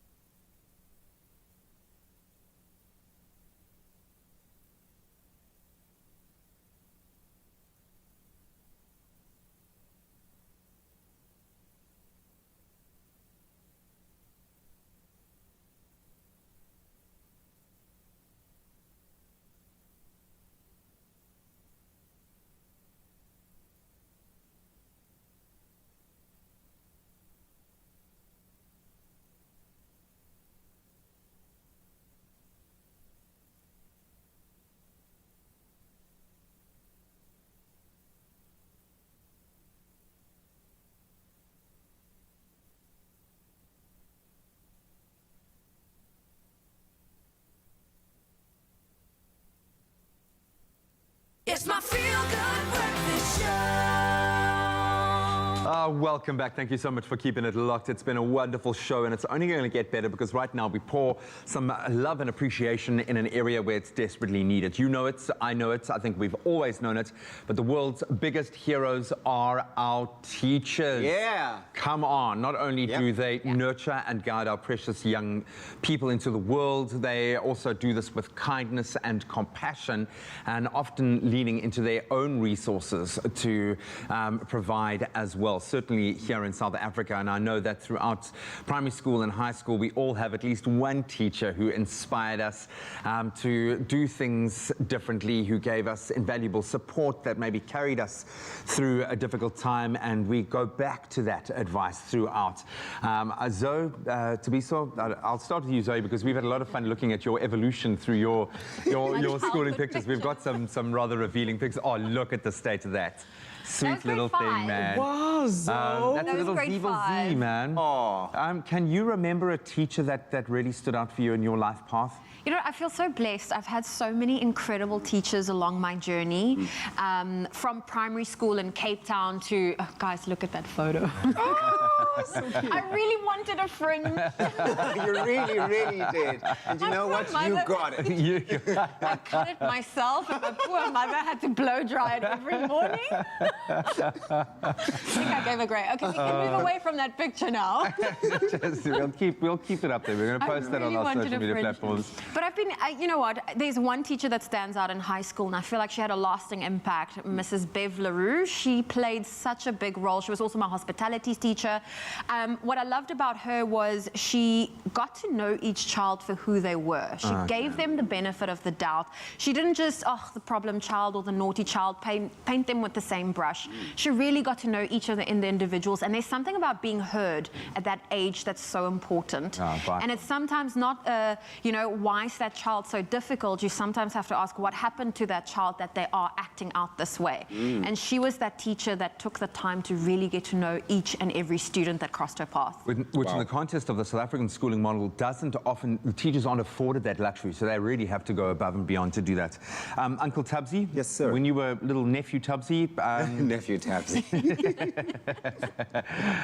Was it, wow, look at that. Really, why are you hiding behind your giant certificate, man? Why we are shocked. We sent these photos. I know, yeah. Yes, but like now we know everyone else is seeing them. I know. Look at that, man. Why were you so proud?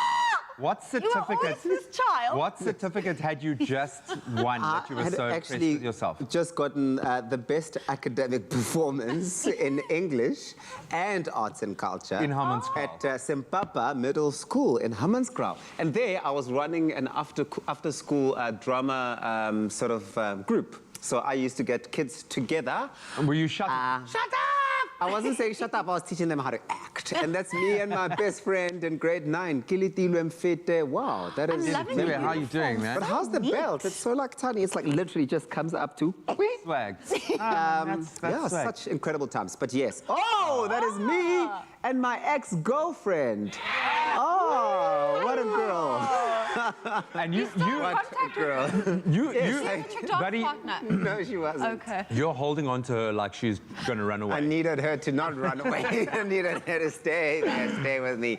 Gladys Sungwenya, she's a married woman now with many children. Man, well, we're sending her loads of love. Was there one teacher that had a massive impact on your life? I must say, I really have also been very, very lucky, and I think I've had a few teachers like that. I can think and I can reflect back to primary school, Mrs. Silomo, who is now, unfortunately, is late. And in secondary school, during the time when I got my arts and culture certificate, was Mrs. Mukhomutsi.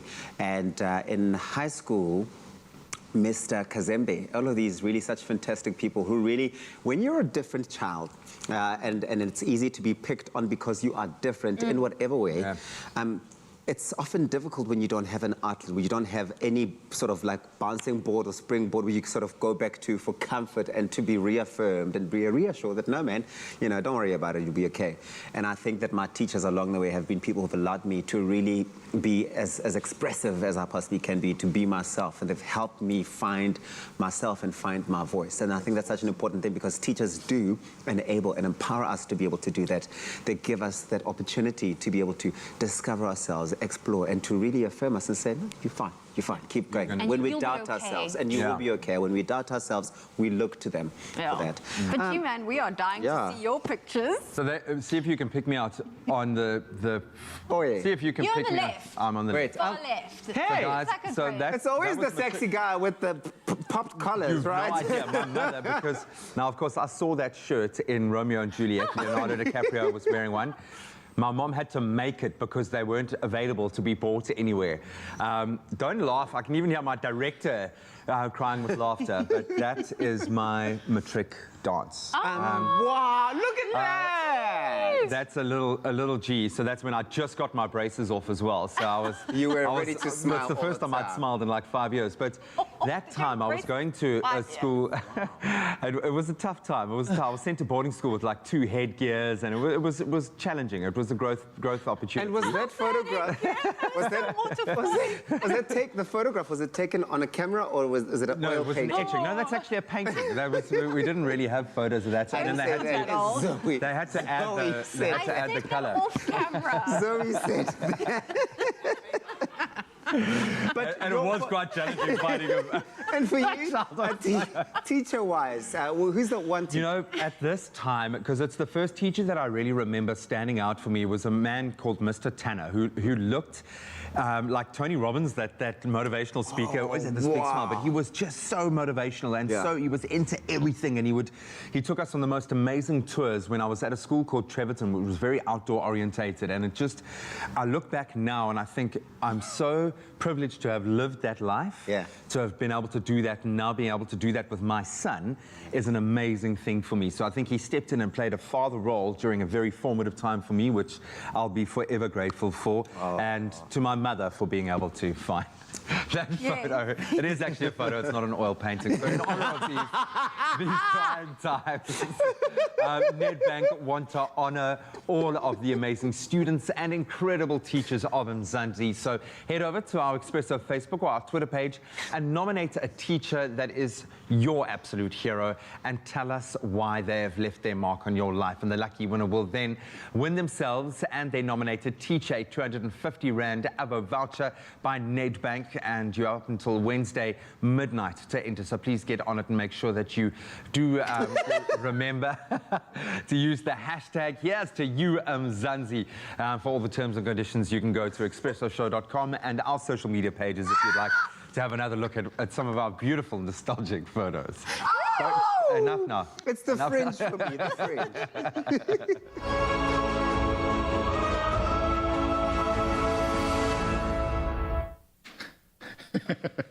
I was about to ask, gee, was it a Van Gogh, Michelangelo? But one thing I can say, my friend, you are like wine. You are just getting finer and finer with your age, G.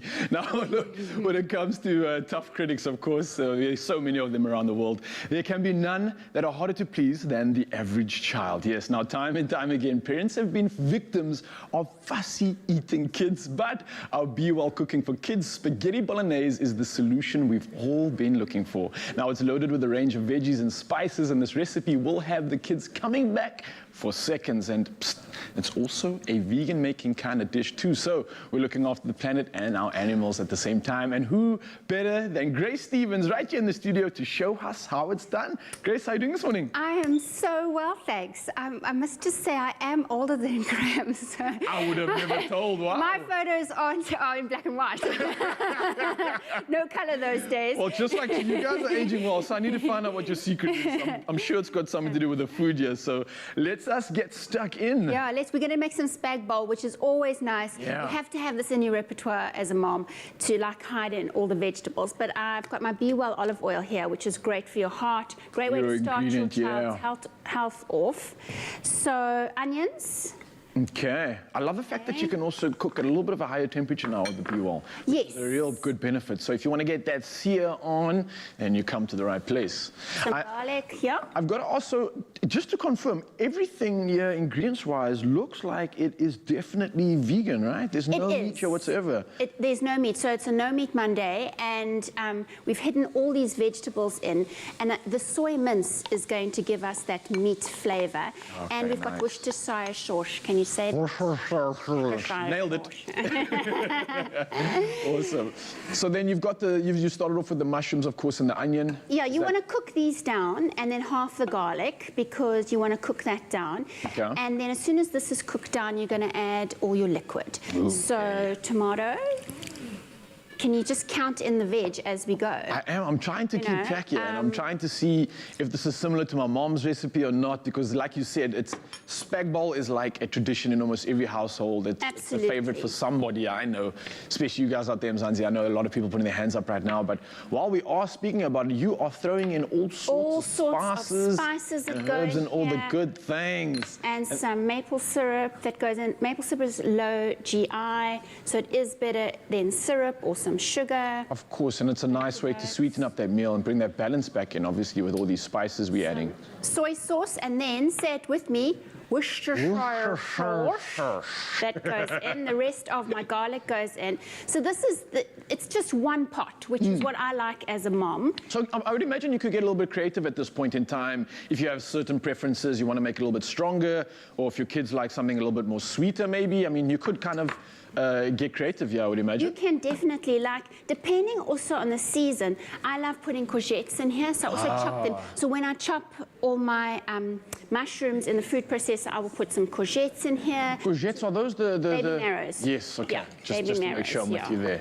Okay. So I will do that. This is looking so good. I'm going to put my barley in here. Ooh. You have to have your liquid in before you put your barley in. So you've got lots of protein alternatives in here. This is going to help with brain. This is definitely brain food. Some peas for color.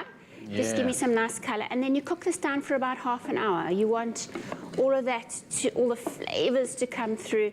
Oh, if you were standing closer to me and we weren't social distancing, you could smell how I can good smell this it from was. here. It's And literally smelling like I'm back at home with mom's in the kitchen. I'm getting that nostalgia feel, and it looks like you're pretty much done with colour this that recipe we've got. too. And that's it. So it's Beautiful. really one of those easy peasy when you're like really stressed and you need to put together a really good healthy meal for your Spag bowl in less than half an hour. Who would have thought? Grace Stevens, thank you so much for educating me on this one. I'm definitely going to add it to my arsenal. But if you love this meal, of course, and are a favorite, or you're after a more kid-friendly meal and a delicious meal too on top of it, then of course head over to bewellfoods.co.za and download your free copy of the Cooking for Kids cookbook. How cool is that? Now it's packed with fun, functional and easy snacks and meals that can be enjoyed by the entire family too. So you got to get yours and put a smile on your kids' face and their tummies too. Let me dish up. This looks good. Oh yes, oh yes, oh yes, oh yes. A smile on your kid's face, but now time to put a smile on the entire nation of Expresso Morning Show viewers as we get our very first performance from Almost Sunday. This one is certainly going to uplift the spirits and zone us into a brand new week. It's called Emmanuel. Take it away, guys.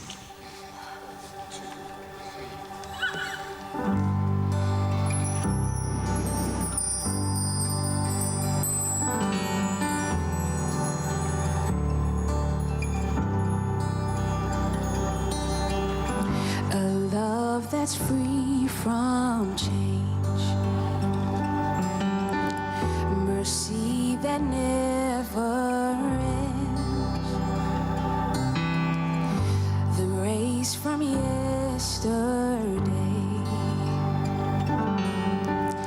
is still today the same, ever faithful, ever true, ever you are here, Emmanuel, ever faithful, ever true, ever you are here, nothing can separate, for love has torn the veil, and now for eternity, your spirit lives with me. Oh, ever faithful, ever true, ever you are here, Emmanuel, ever faithful, ever true, ever you are here, Emmanuel,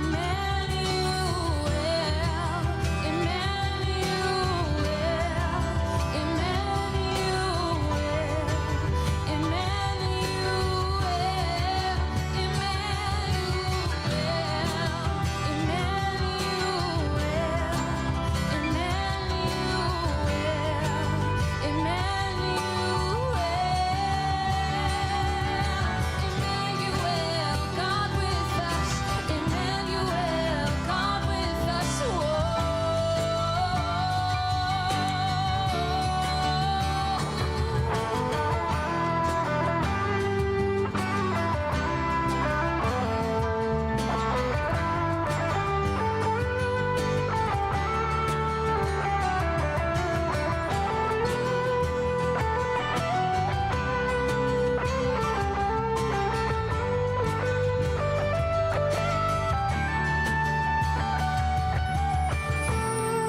ever faithful, ever true, ever you are here, Emmanuel, ever faithful, ever true,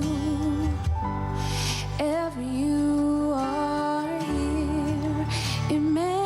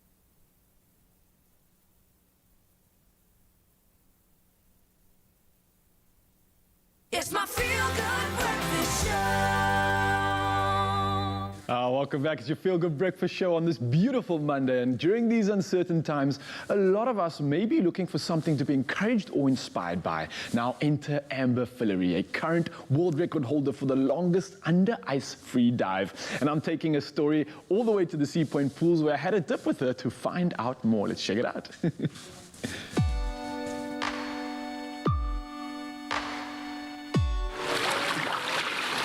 Meet Amber Fillery, a Guinness World Record holder for the longest under-ice free dive in the women's category. And she did it in Oslo, Norway, under a blanket of 34 centimeter thick ice on one breath in sub-zero freezing temperatures. And this year, it's 2021, and we're busy training for Amber to attempt to break that record once again. And it's all in support of mental health. Let's get training.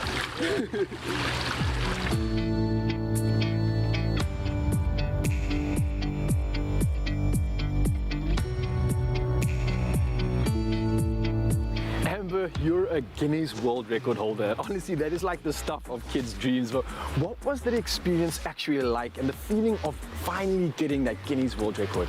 Yeah, it's just a little bit overwhelming, I think. To be honest, you know, there was so much like build up and then so much stress before I did the dive, and you only have one chance. I mean, I'm in cold water, I can't get in and repeat it again, and for Guinness, there's so much technicalities. You have to have witnesses, you have to have a judge there and stuff like that. So I think when I came up, it was such a relief. So it was just such a relief to finish it, more than anything else. Well, I've got to actually ask, and I'm sure Mzansi's dying to know, how long can you actually hold your breath for? I had the South African record of 6 minutes. With six minutes? Yeah, static. What? Yeah. Wow. Totally mad. So I believe your first attempt, when the body was ready, apparently things didn't actually go according to plan. Yeah, the year before, last year when I did the record, I had my first record attempt. When I did the actual dive, I got entangled in the ropes, so I had to abort the dive. So talk me through the actual event. How does it actually work when you're under that ice pushing for that record? Is it just like one hole that you're aiming for? Or what happens really? Okay, so for when I dive underneath the ice, how it's quite a lot involved in it, but they cut holes in the ice.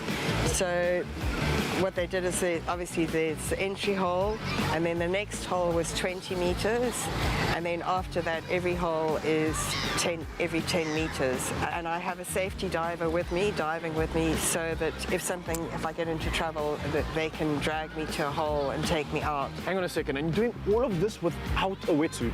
That's correct. All just in my costume, my bikini costume, and a swimming cap and goggles. That's all I have, yeah. Wow.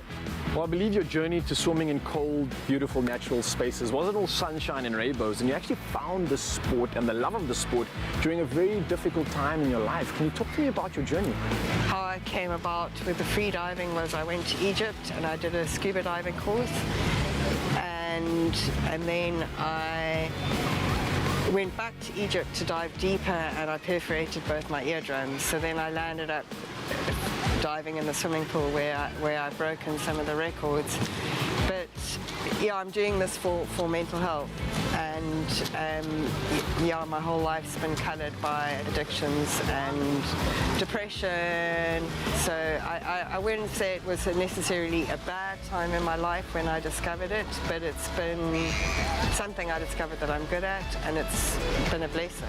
Well, I hear you're not stopping anytime soon, because on top of your attempt to break that female world record next year, you're also going to attempt to break the male record too. Correct. So that's my aim. I mean, when I did the 70 meters, at the time the men's record is 76 meters, so it was just like one more hole. I mean, I wanted to do it this year, but COVID intervened, so next year I'd like to do 90 meters or 100 meters. That's the aim anyway. Well, Amber, you truly are an inspiration, but what do you hope that people can take from this incredible story and your journey? My mantra has always been like, don't let depression and addiction get in the way of your dreams. And I'm hoping by doing this record and sharing openly about the struggles and the battles that I have or still have, that I can encourage people to share and open up and try and get rid of some of the stigmatism that's associated with the things that I've been involved in. Yeah, I mean, what I've achieved is in theory shouldn't be possible, but yeah, I'm not encouraging people to dive underneath the ice because it's not for everybody, but just not give up on their dreams.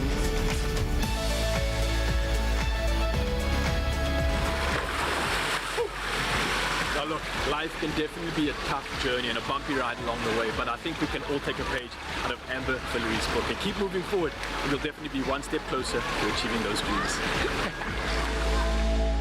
Okay, now how come the pool gets that and we have to get you fully dressed?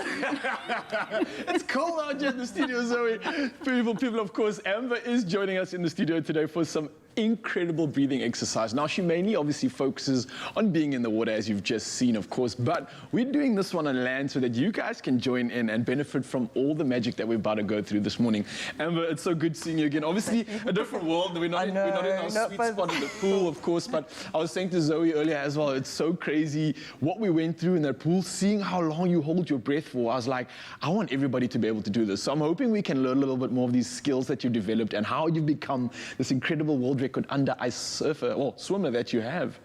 Okay, well, good morning. I just wanted to say, firstly, with the breathing exercises, I run through maybe 2 different things that I do. I don't totally do, I do a lot of stuff in the water, which obviously we can't do now. Yeah. But one of the most important things with breathing, and this is one of the things for free diving especially, is people tend to shallow breathe. You know, we tend to breathe just in our top. So the one trick for free diving breathing is to really go from the top part of your lungs to the lower part of your lungs, right down to the bottom part of your lungs. So for breathing exercises, it's really important to remember to breathe deeply all the way down. Yeah. So I'm just going to go through, well, let's just do the one which is block breathing. Okay, which is you breathe in, I mean, you can do it either like block breathing 4-4-4, or you can do it 8-4-8-4. So you'd breathe in for 4, hold for 4, breathe out for 4. Okay. So, and I'm going to do it like one nostril breathing. So you're going to hold with your main thumb and then your middle finger.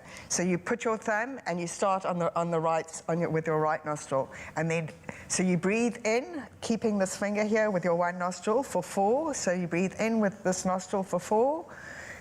Put your thumb, your middle finger there, and then you hold for 4. I think I went longer than 4. You make this so easy. I'm sorry. And then you will lift the finger and you breathe out for 4. On the other nostril. Same nostril. On the same nostril. Okay. Right. And then you breathe out for 4. And then you hold again for the count of 4. And then you'll breathe out with your right nostril. So you breathe out for 4. Okay, so let's do that once. Let's do that again. So cycling over, like 4 counts, hold the breath for 4, breathe out for 4. And then, so it's just, it's like a circular. So we would start with the right side and we maybe do 5 of them, and then you would swap over to your other hand and do the other nostril so that you keep the symmetry of the 2 sides. And you know what's great about this, especially for someone that's been battling with anxiety and you sometimes feel like you can't take a deep breath. This is such a nice exercise, and it's so simple to just distract your focus and to count 1, 2, 3, 4. I mean, I know, my whole image is that you just showed was the free diving, but the secret to breath is, yes, definitely for calming down, because I've taught swimming, and one of the most important things with swimming is your breathing. And when I've taught like adults who don't know how to swim, and especially incorporating the breathing in of learning to be calm and being able to hold your breath, even if it's just for count of 2, it just brings your heart rate down and it totally calms you down. So let's just do one lot of 4 and then we can do the other. So take your thumb, hold, and we're going to breathe in with the left nostril for 4. So Nzanzi, you guys joining in with us if you want to. Okay, so 1, 2, 3, 4, and then hold with your thumb. 1, 2, 3, 4.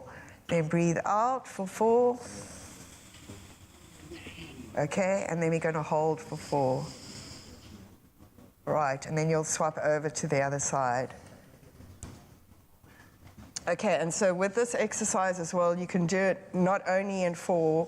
I mean, I've done this in preparation for records where you'll breathe in for maybe 10, hold for maybe 6, then breathe out for 10, and then hold for 6. And it helps you, like you say, it just calms you down. And it also like encourages you to breathe deeper, because we tend to shallow breathe. I couldn't agree with you more, and I wish we had so much time in the day to go through all these exercises. I'm sure we could reach out to you online, but I think just to highlight on what Zoe says, for everybody at home and you, Mzansi, as well, I think it's so important to hear what's actually being said by Amber, especially is that shallow breathing is literally limiting our potential. So during the day when we're working and activating ourselves, we should focus on breathing right throughout the day and literally be able to achieve what you do under such intense pressures, under 34-centimeter thick ice. That's where we need to be the calmest. And that's where these strategies are perfectly executed. So I think, Mzansi, clearly from Amber Falleri himself, we can't thank you enough for being here and sharing this magic. And well done. What an incredible achievement. Okay, thank you very much. I think Zoe and I are going to definitely practice at home. But of course, you guys at Mzansi, let us know if you can attempt this breathing and if you are attempting anything more out in those natural spaces, because the body can do such incredible things. Amber, thank you again for joining us. Thank you. Making it to 2021 is a triumph. So celebrate with Immuenza and stand a chance to win 5,000 Rand weekly for 5 weeks. Now keep boosting your immune system with Immuenza and tell us your survival story and what protected you from, say, a lion attack to a parachute fail. We want to hear your amazing stories. Reply to Immuenza's competition post on Afternoon Express's Facebook or Twitter pages. And note that this competition runs until midnight, the 17th of March 2021. T's and C's can be found on afternoonexpress.co.za.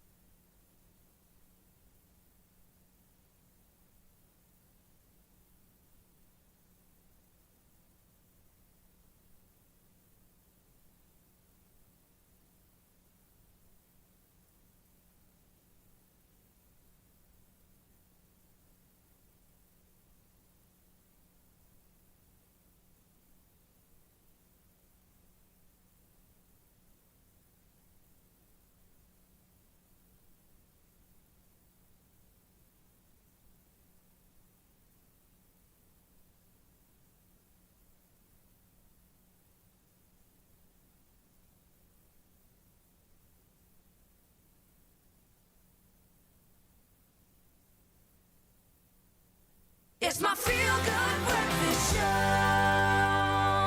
Welcome back to your Feel Good Breakfast Show. We are all feeling so much calmer as we are still practicing our breathing with Amber. Indeed we are, and to keep that zen going, of course, while we're here, all of what's happening in and around the news, here's G. It's not G, but Uncle Tabsy reporting just after 8 o'clock. We start off here at home. The Department of Higher Education's Deputy Director General, Thandi Lewin, says first-year and continuing students who have already qualified for NSFAS funding are now able to register at tertiary institutions. This as students across the country plan to continue protesting against financial exclusion in the 2021 academic year today. Meanwhile, UCT has announced that students with historical debt will be allowed to register for the 2021 academic academic year, and 30 million rand will be made available to support criterion-based debt appeals for both undergraduate and postgraduate students. A joint operation between police, City of Cape Town law enforcement units and Table Mountain National Park Rangers have netted 65 suspect abalone poachers. The suspected abalone poachers were arrested in the Cape of Good Hope section of the Table Mountain National Park. Park manager Frans van Rooyen said authorities had previously arrested 23 suspect poachers in a joint operation conducted in January and February. In total, 88 have so far been arrested this year. In international news, the World Food Programme, WFP, will procure 200,000 tons of wheat for Sudan this year in the second year of a program that allows the country to help prevent shortages while preserving precious foreign currency reserves. Last month, Sudan devalued its currency as part of an IMF-monitored program and is seeking foreign financing to help it build up foreign reserves. The WFP buys the wheat according to a competitive tender on the international market and delivers it to the silos in Port Sudan, where it is then processed by local millers. Former undisputed middleweight world boxing champion Marvelous Marvin Hagler has died at the age of 66. The American dominated the middleweight division from 1979 until his controversial defeat by Sugar Ray Leonard in April 1987. Hagler fought 67 times during his 14-year professional career, winning 62 times. And he triumphed on 52 occasions by knockout, while he drew 2 fights and lost 3. His most famous fight came in April 1985 when he fought Thomas Hitman Hearns over the brutal rounds, a classic known in boxing history as The War. And now some great news for the game of soccer in Africa. He is the owner of Mamelodi Sundowns Football Club and holds 37% of the Blue Bulls rugby franchise. And now South Africa's Patrice Motsepe has been elected unopposed as the new president of the Confederation of African Football, that's CAF. One of his major intentions, he says, is to visit every single country in Africa in the next year. And the 59-year-old's path to the presidency was cleared when his rival candidates withdrew and another was barred from running. The mining billionaire businessman has stressed his belief in how unity can herald a new era for African football, which has been mired in controversy in recent times. He said he was absolutely confident that by working together, they would indeed succeed in making African football feature amongst the best in the world. Motsepe, brother-in-law of President Cyril Ramaphosa, is keen to improve CAF's governance and image, given his desire to bring in private sector investment to boost its precarious finances. Now, back home, Motsepe Foundation has over the years done much to alleviate poverty and improve the living standards of the poor, the unemployed, and the marginalized in SA. In fact, they brought us The Global Citizen with Beyonce 2 years ago, and we do indeed extend our very best wishes to CAF's new chief. Time now to take a look at what's happening in sports with Graham.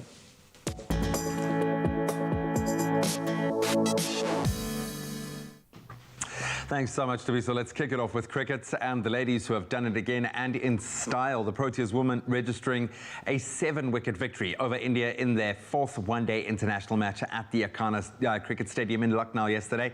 South Africa were chasing the highest total of the tour so far, 267 runs, and openers Laura Wolvaardt and Lizelle Lee continued their form, along with Laura Goodall and Mignon du Preez, all hitting half-centuries as they cruised to victory with 8 balls to spare. On Friday, the Proteas, of course, winning that 3rd ODI by 6 runs, and the 5th and final ODI between India and South Africa. Now, a dead rubber with the series all wrapped up will take place on Wednesday from 5:30 in the morning South African time. On to rugby and Super Rugby. Australia red centre Jordan Pataya scored a try 2 minutes from time to guide his team to a very well-deserved 40-38 win over the defending champions, the Brumbies, on Friday. Now, while the Rebels were held on to record their first win in the Australian domestic competition with a narrow 10-7 victory over the Western Force. Then in Super Rugby Aotearoa, the Blues claimed an impressive 39-17 win over the Highlanders, and the reigning champions, the Crusaders, they march on, beating the Chiefs 39-17 in Christchurch. Then bringing it back home, reigning Premier Soccer League champions Mamelodi Sundowns recorded a 2-1 win over Stellenbosch FC at the Donny Craven Stadium to extend their lead at the top of the PSL log to now 4 points, still under unbeaten this season. Peter Shalolile scoring a stoppage time winner in the 94th minute, I think, as his team claimed their 11th league win this season. So the Brazilians now sitting on 39 points with still 3 games in hand. The Premier Soccer League action will only continue again at the end of the week on Friday. Well, some Premier League teams in action, but we turn to cup competition now. Chippa United became the first team to secure their spot in the Nedbank Cup semi-finals. That was after beating a very determined Richards Bay FC 2-1 at the Cesar Ducache Stadium on Saturday. Then yesterday, the Pretoria Caddies defeated the Cape Town All-Stars 5-4 on penalties after a 2-2 draw in full-time in Stellenbosch. And then Chakuma Chamatsavantila, they claimed a 2-0 win over Black Leopards at the Toyando Stadium. So TTM will face the daunting prospect of either Orlando Pirates or Mamelodi Sundowns, yet to play their cup fixture. That'll be in the first semi-final. And then Pretoria Caddies will, of course, be up against Chippa United in that second semi-final match. Then staying with the beautiful game, Arsenal have bragging rights. They came from behind to record a 2-1 win over a 10-man Tottenham Hotspur after Eric Lamela was sent off in the English Premier League North London derby at the Emirates Stadium. The goals by Martin Odegaard and Alexander Lacazette, the standing captain on the night, sealed the victory for the Gunners in a hard-fought match to give Arteta his first derby win. In other results from the weekend, much change to Manchester City. They beat Fulham 3-0 to extend their lead at the top of the table to what looks like unassailable 17 points. And then Leicester City thrashed Sheffield United 5-0. There'll be one Premier League fixture tonight, and it's an important one for the defending champions Liverpool as they take on Wolves at 10 p.m. Those spots in the Champions League now very hotly contested. And that's a wrap up your sport for this Monday morning. Let's connect with you guys one more time and see your beautiful sunrise pictures.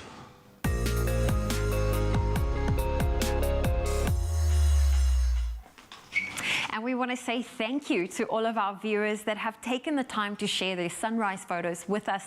And we love seeing how you start your day. So we're going to kick off this morning with a silhouetted image that was sent in from Gail Hansen in Durban. Astro Molly shared this from Soweto, shared this beautiful image of the sun rising through the trees. A Facebook user by the name Color Your Sky Blue from Rustenburg shared this lovely view, showing off the golden and blue skyline. And last but not least, Joan Cameron shared her stunning view of the ocean in Britannia Bay. Please do continue interacting with us on the Expresso Facebook page and keep sharing your lovely sunrise photos. And we just love seeing how you start your day, so to continue to do that. And while we enjoy experiencing a beautiful sunrise from your parts of South Africa, we do have some international viewers also tuning in on both YouTube and the Africa channel in the US. So this morning, we want to report on the weather from Chicago, Illinois. It is the most populous city in the state of Illinois and the 3rd most populous city in the United States. The city of Chicago experiences 4 distinct seasons, with summers being hot and humid and winters being relatively cold and snowy. Today, expect a cloudy, brisk and chilly morning with some snow and sleet at times in the afternoon.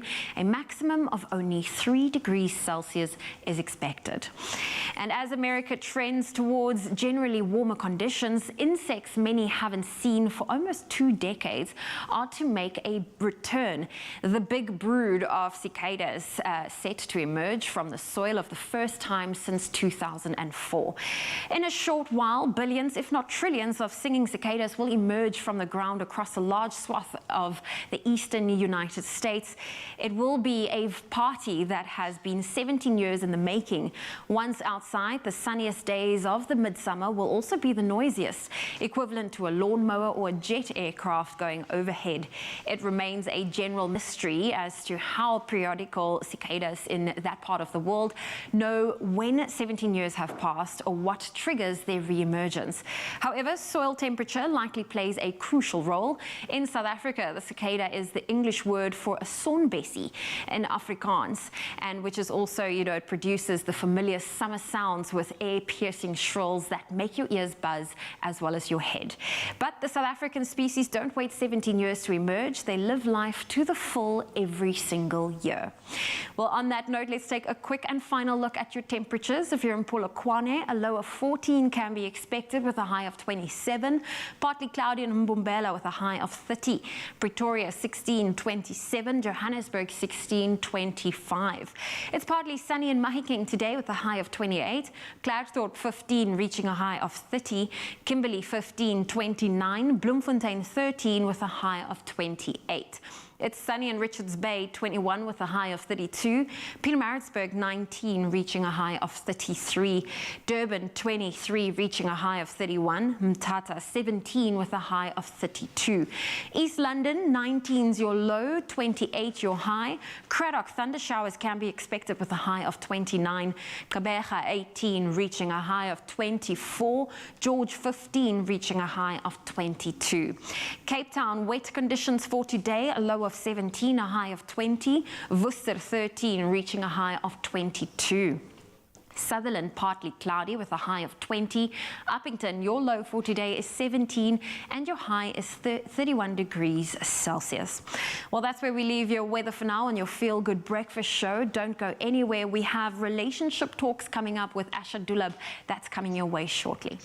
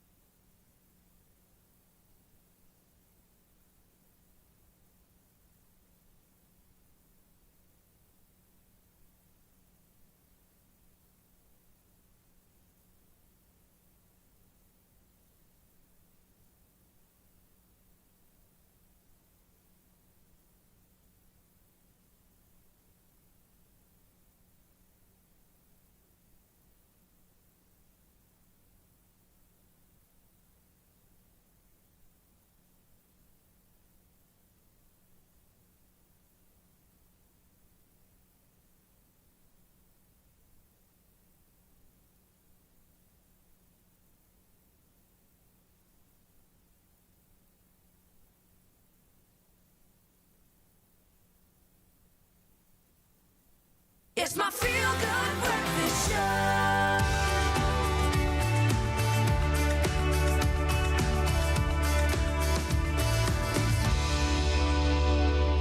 Welcome back to your Feel Good Breakfast Show. It's Expresso on SABC3. We are talking relationships, and this is going to be a very interesting discussion because with all definitions for contemporary phrases, we often turn to Urban Dictionary to help us really define what the term means. And the term we are focusing on today is friend zone.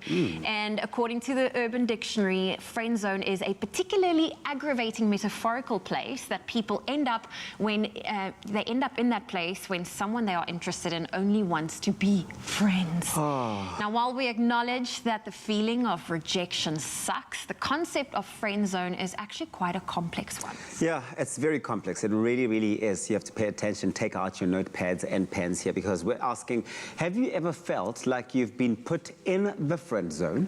Clinical psychologist Asha Dulab is here to help us discuss this, and we're taking your questions and your comments via our Facebook page, Expresso Morning Show SABC3, as well as our phone call line, which is 021 110 552. So please do connect with us. Asha, good morning. Good morning. You know what, this is a difficult one because no one likes being put into the friend zone, and there's still that debate of does the friend zone exist or not. But from a clinical psychologist's point of view, can you unpack whether the friend zone is real or not? The friend zone is absolutely real. I often deal with it quite regularly in my practice with so many that come to me that have been placed in the friend zone. It's a very uncomfortable zone. It's a zone where people actually experience a lot of self-doubt. They question themselves. Am I good enough? Am I lovable? Am I worth being in a relationship? What's wrong with me?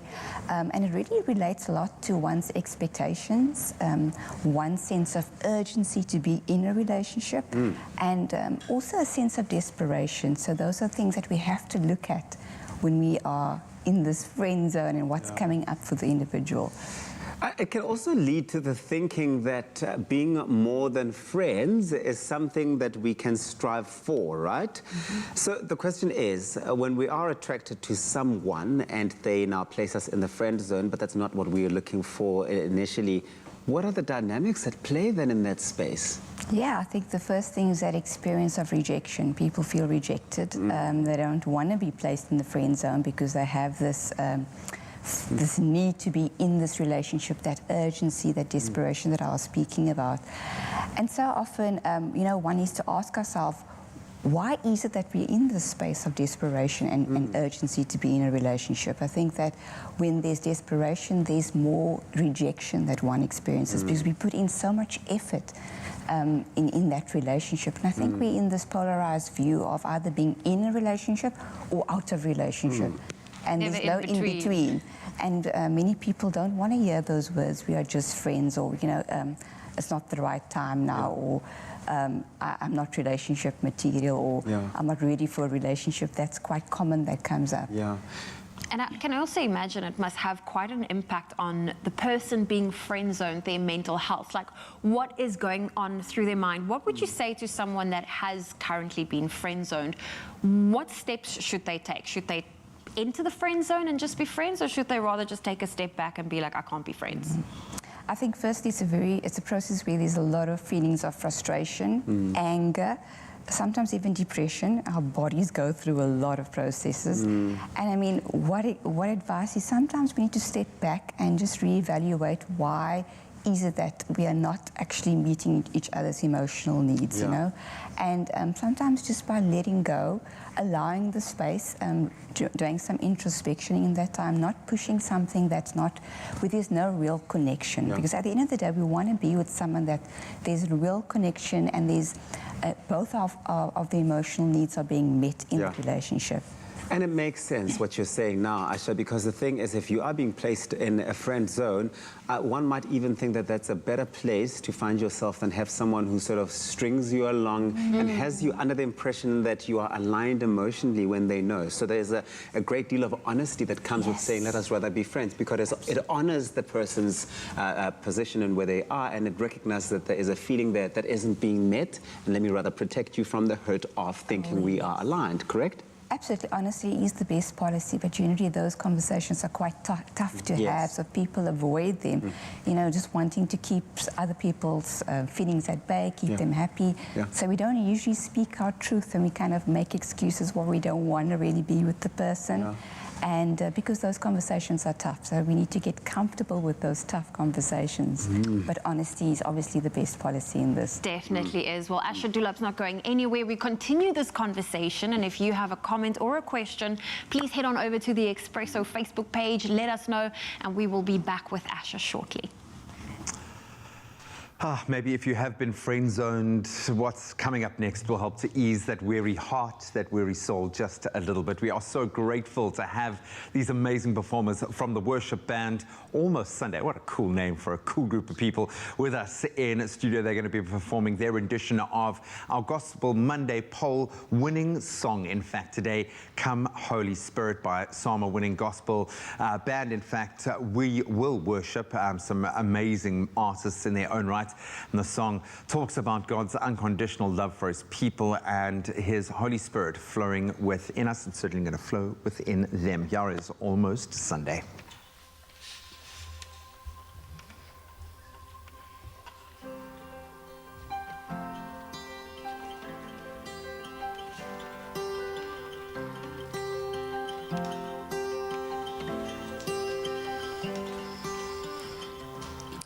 Come, Holy Spirit, move among us. Come, Holy Spirit, flow living water, flow within us, flow living water.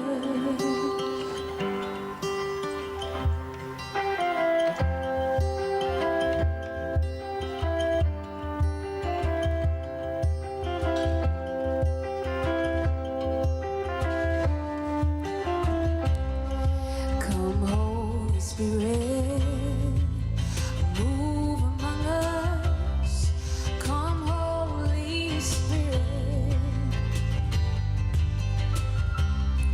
flow living waters, flow within us, flow living waters. Whoa.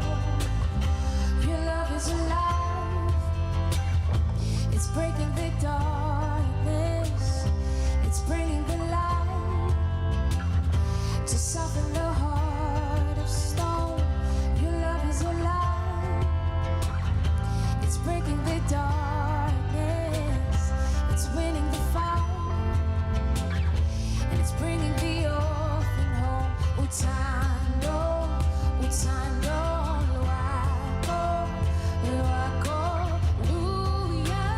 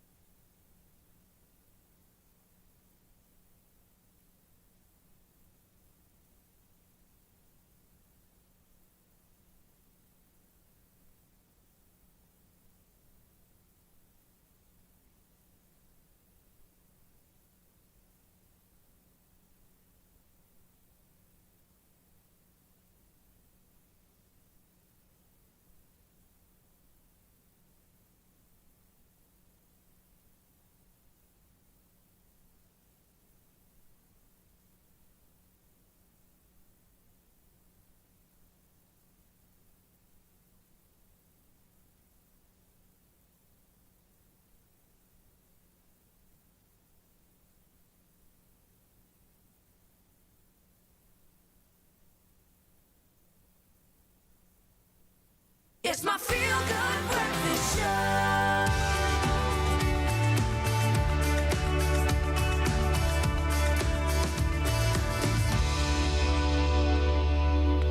Welcome back to your Feel Good Breakfast Show, Expresso. It's Monday, so we're talking relationships, and today we're asking, have you ever felt like you have been put in the friend zone?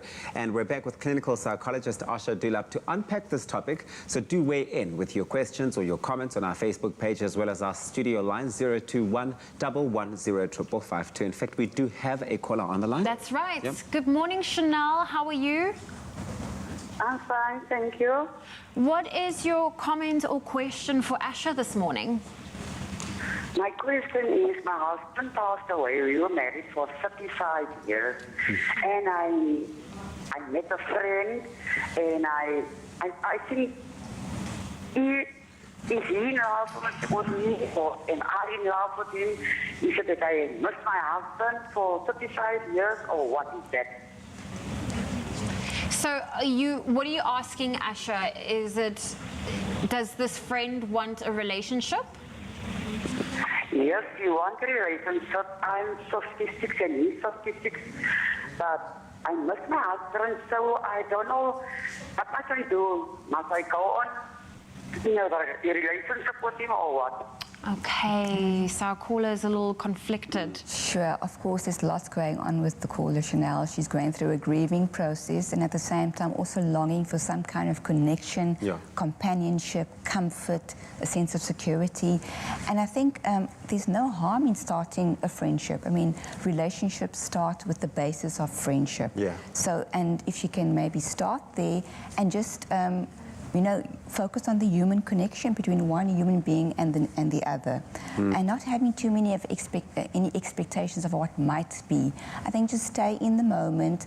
I think the friend will be a great source of comfort for her in this grieving process, and the answers will naturally come as time goes by, whether this is something that she wants to pursue and take further into a relationship, or whether it will just be friends. But I think not to have too many expectations on herself or on the relationships. Yeah, thank you very much, Renelle, for that very interesting and very good question. And I think the most important thing is to be honest with your feelings and be honest with yourself. Be driven and guided by your feelings. You will know when you feel like you want to be in that relationship, and it'll be very clear for you. Thank you for that. So, Asha, in a situation where people aren't able to get into a relationship and aren't meeting each other mutually in that space, it's one thing, yes, to consider the person who feels like they've been rejected and they've been placed in the friend zone, but there must be something going on with the person who's had to place someone in a friend zone and has had to make the decision that let's rather be friends. What goes on there? So the rejecter and the rejected. I think that, it really depends on one's character as an individual. For some people, rejection is easy. It comes naturally because they don't have that emotional connection to begin with. While for other people who are very sensitive, and it really does matter, the relationship matters, there's meaning in the relationship, it's far more difficult to reject anyone or any situation. So I think that it really depends on one's character, one's personality, but it's not an easy journey for either party to experience. I can't imagine it being easy. No, I can't imagine it being easy at all. Now, we're not going anywhere. Asha is still here with us, of course. Head on over to Facebook or give us a call if you have a comment or a question regarding the friend zone. I feel like we do need to unpack what happens when the rejecter, being the person saying we need to be in a friend zone, but they still act all lovey-dovey. We'll unpack that with Asha. You want to be friends, but you want to also act like my boyfriend or But you don't want to girlfriend. take responsibility for it. That's messy. All right. Thank you so much. Very insightful discussion going on there. Hopefully it helped you guys at home. Right now, we're going to have a little silly fun and play a game of 30 seconds with Hayley and Llewellyn from Almost Sunday. So 30 seconds, we know what it's like. We played it on the show before. It gets intense, and we're going to play the Expresso edition right now, which is going to be a lot of fun. And this morning, we are going to bring you 30 seconds with a slight twist where each word is associated with something happening on the show this morning. Have you guys been listening? We will find out. So Almost Sunday are here with us, so we're going to put them through a little bit of pain this morning as we get dominating. We are going to dominate, Raul. We are going to dominate, buddy. We're going to. We all think bromance out here. Would you guys consider yourselves to be in sync? Are you in kind of have the same rhythm? Surely you should be playing in band. When it's the band, maybe yes, yeah. But I mean, 30 seconds, I don't know, it's your own version, so I have no idea what's going to happen, so. I'm just so excited in advance. That sounds like a hustle. I think so. I was feeling that, G. I think they're onto something here. They've been practicing all weekend and they're going to just own this. Well, we're going to have a little bit of fun, and you might have picked up one or two of these keywords. There are cards. I'm going to grab. So we'll take the bottom two. How's that? All right. Let me. Then you give one card. You have one card. Okay. I want to say don't look at it, but I suppose it doesn't really matter if you look at it. Hey, should we give them the opportunity to go first? Of course, ladies Hayley first, being indeed. the beautiful lady in our midst. You can go first. You'll have 30 seconds. Our team upstairs will time it. So I'm explaining to you. You are doing the explaining to me. Doesn't this happen all the time? Wow. Don't you have to constantly be explaining things to him? No, I think it's the other way around, Really? actually. Oh, well, good luck. Okay, All here right, we go. really, I mean it from the bottom of my heart. All the best of luck. I know we are quite competitive, but we still want you to do well. Of course. All right. Cool. Hayley, good luck. Just do your best. Okay. Oh, that's so sweet. Okay, Your cool. time starts now. Okay, the breakfast food is jungle. Jungle bar, no, oats. Here we go. Yeah, oats. There we go. Cool. Nice.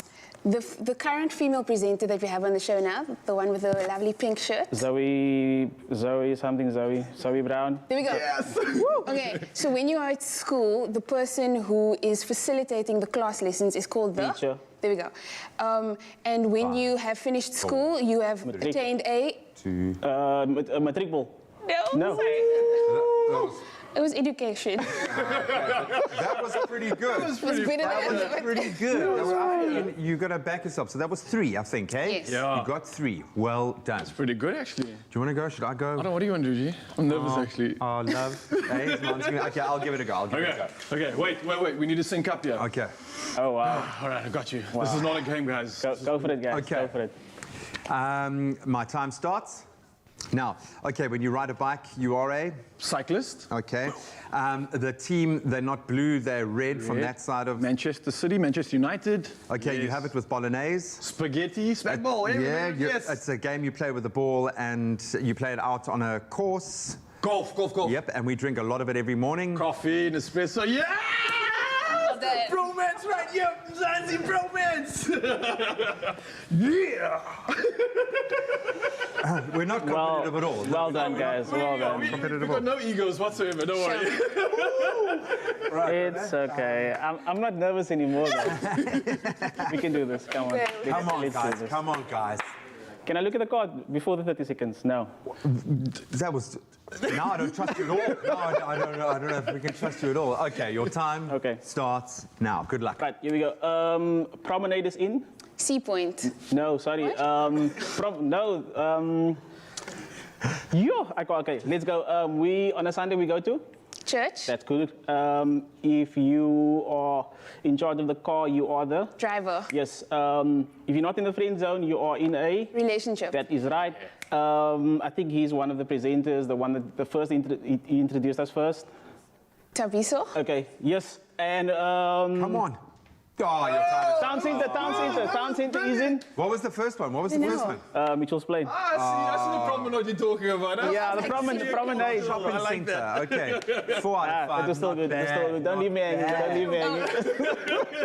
You guys are actually brilliant. No, that was great. So well done. That was really good. Awesome. All right, wait, now, not turning it over. It's me now, G. Okay. All right, more of the same earlier.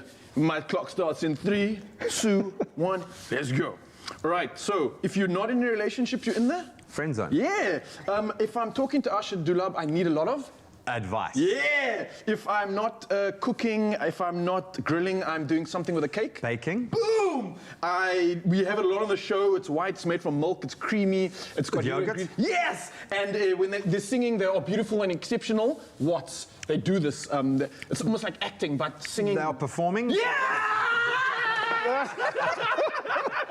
Sorry, I get excited, guys. Well done, guys. Well done. It's not often that I do this one on the show, so I'm excited for this. Well done. Finally, well done, guys. Well done. The pressure in my head. It's quite intense. It is. Man. Sometimes the simplest thing, and then you can't get to it because you're trying I to. call it screensaver moment, where the brain is like, come on, I know that. You guys are amazing. You were worthy competitors this morning. Thank you so much for sharing that with us. When we return, we're going to get one more performance from this phenomenal group, Almost Sunday, are here to perform just for you. Stick around. Thank you.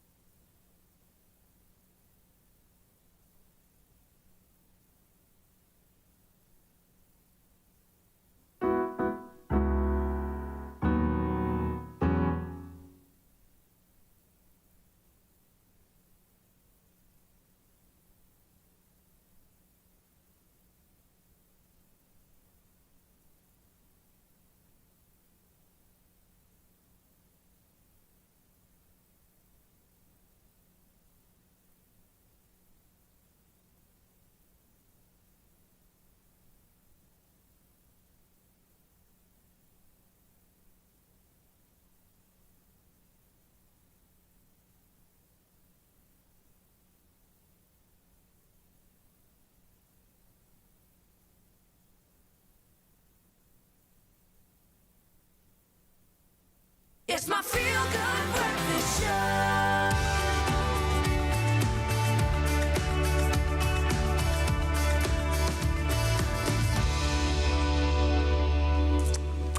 Welcome back to your Feel Good Breakfast Show. It's Monday, so we are talking relationships, and you're just in time because we were asking the question this morning.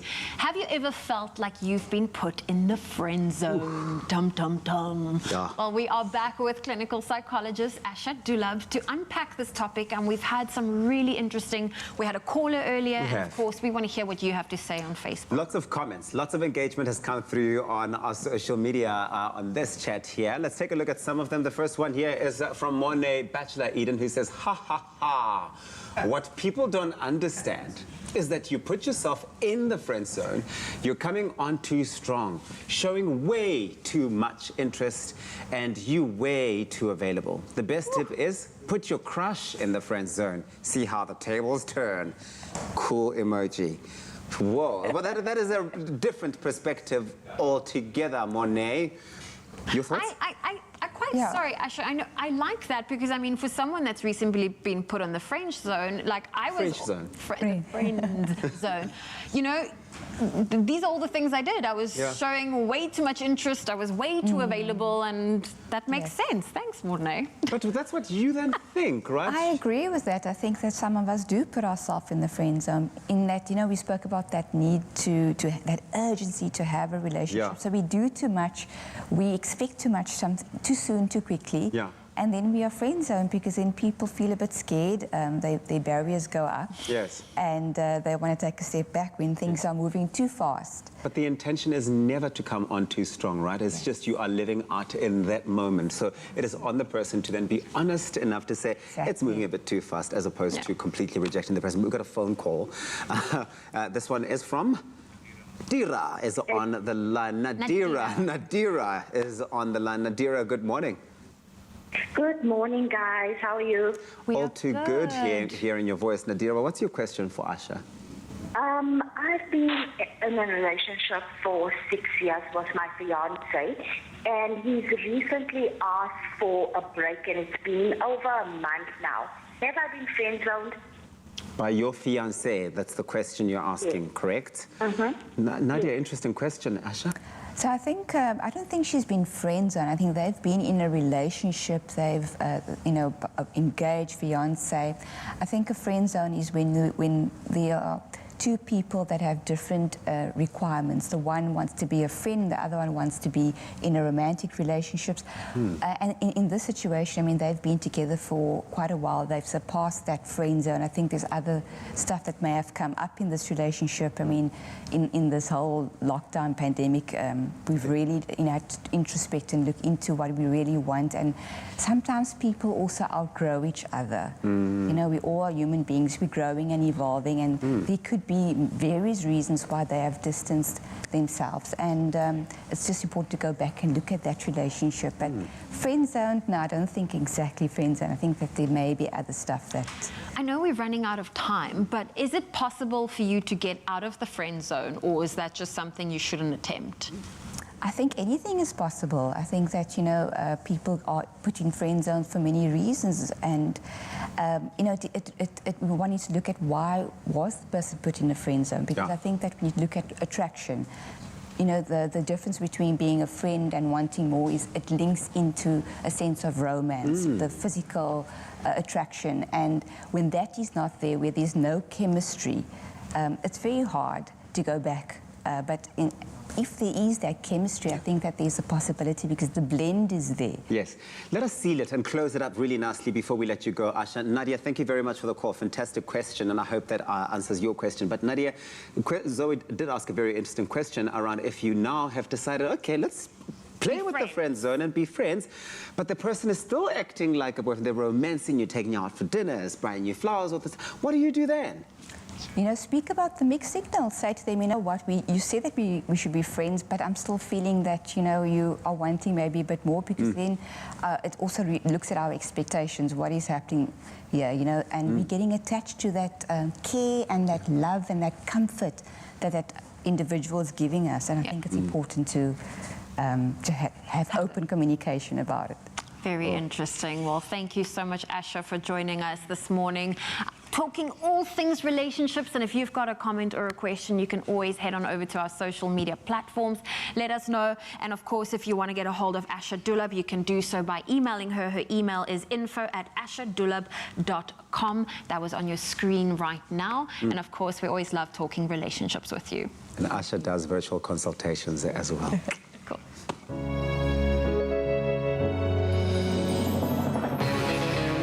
With the creamy decadence of double cream bliss from Clover, yogurt has never been so irresistible. Made with love by Clover. So if you're thinking of having cake for breakfast, why not? Who's going to stop you? This one is just for you. We are making baked oat cake. That is insane. Okay, but let's get to the heart of it here. It's gone viral on TikTok, which is why we are focusing on it. It's essentially a cake made with the #1 breakfast staple, that is oats. You put 2 and 2 together. An increasing number of foodies have taken to social media to share their own versions, so we were inspired and we asked our Gracie Stevens to take on this quick and easy breakfast cake. What is going on here? This is to get you out of the friend zone, Graham. You give this to someone, you will both confuse them and dazzle them at the same time. So we are using one of the best flavors, I think, in the Bliss double cream, the choc chip, which is amazing, and we're introducing our own choc chips there as well. Cool. Yes, so we're going to double it up with the chocolate chip, especially with the Clover Bliss. Start off with your oats. This is what I'm just scared I'm going to put this all over the counter. It's okay. To kind of use the spoon. Right, you see, I'm a messy cook. Right, so oats go in first. They've got a nice lot of gluten in them, so that's what's going to give you a nice gluten, rise. yeah. Then I'm going to put my flour in and some sugar, just to make it extra chocolatey. I've got some cocoa powder here, and so everything. So this is essentially a cake. It is a cake. So here's my raising agent. Some flour goes in that. That's just going to hold everything together. My sugar, and I'm just putting it all together. There's no real rhyme or reason to this. Right, vanilla goes in, vanilla and chocolate best mates. Then what's going to keep this all together are my eggs. So 2 eggs go in there, and some milk. And then, do you want to put half a cup or so of this getting quite full Clover there, Bliss? It is getting quite full. And then I'm just going to stir it in to start. Do you think there's some space for our Clover Bliss? Well done. So put some of this is what's going to soften everything, and it's just going to be, Now I'm actually really excited about this. Okay. I'm now understanding why this might have become a viral... I could eat this before. I know, I was going to say, just like leave that in the fridge overnight and chow it. Right, it's now your turn, Graham, because I've done the easy part. Thank you, dear. Right. Okay. And this is as hard as it gets, so you just want to give it a shake and get some more liquid in there. And then we're going to blitz it up.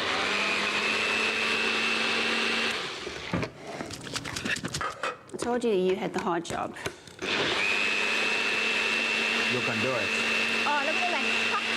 I know. That just looks really is amazing. And then we're going to Sorry, scrape it I into patented. my prepared tin here.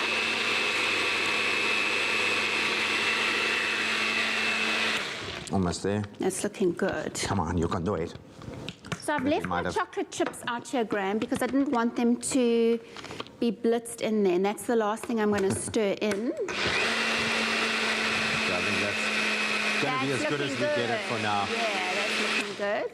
Okay. Okie dokes, you know, pour it into the tin here. I can help you Oh. scrape. Ooh, it's got a lot going on in there.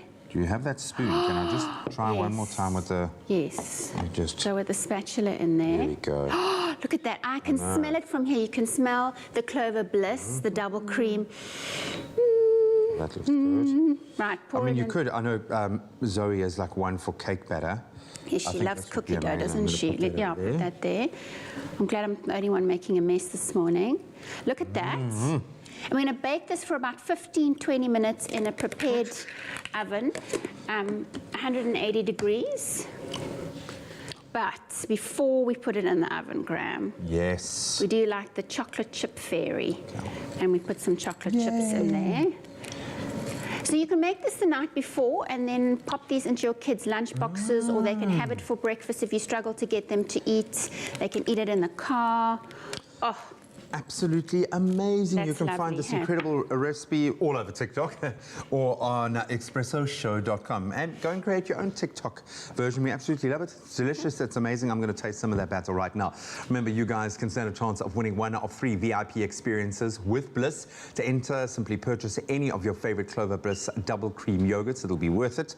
Then dial *120 *809# and follow the easy prompts. And there are also movie tickets to be won. So go on, get entering. You can find all the terms and conditions and inspiration on clover.co.za. And if you missed any of the steps to our amazing, friendly, trendy baked oats cake breakfast / delectable dessert, here's a quick recap.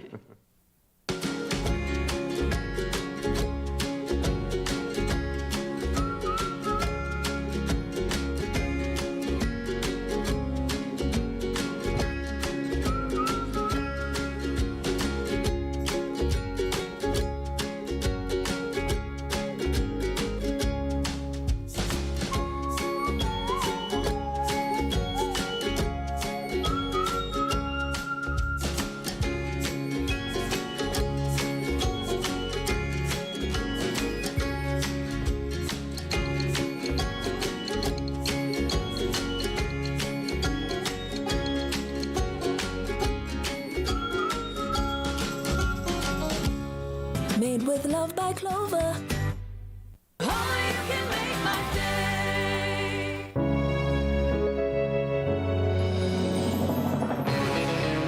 With the creamy decadence of double cream bliss from Clover, yogurt has never been so irresistible. Made with love by Clover.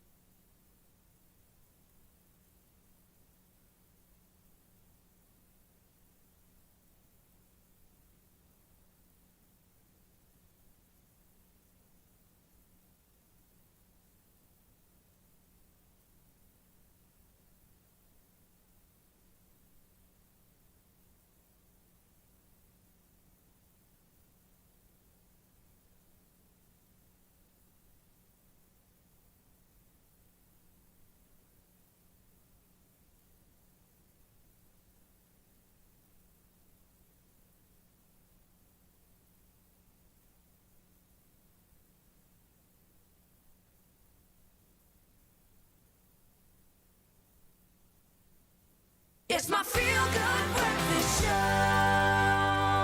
Welcome back. Of course, you're still locked in. It's your Feel Good Breakfast Show, and we are live on SABC3, and we've been absolutely spoiled, because it's almost Sunday. They've been here performing some beautiful renditions, blessing us on this Gospel Monday, of course. And now we've had a vote, of course, and New Mzansi have been a part of it. And this one coming up got about a 12%, and it's called The City Is Yours. Now, without further ado, our final performance of this morning to take off and send off our Gospel Monday.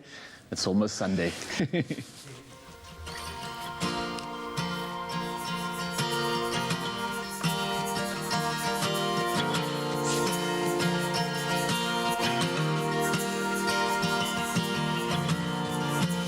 This is the time of our God. Spirit, come. We lay down our lives to see heaven flood this city. Let every heart prepare in room.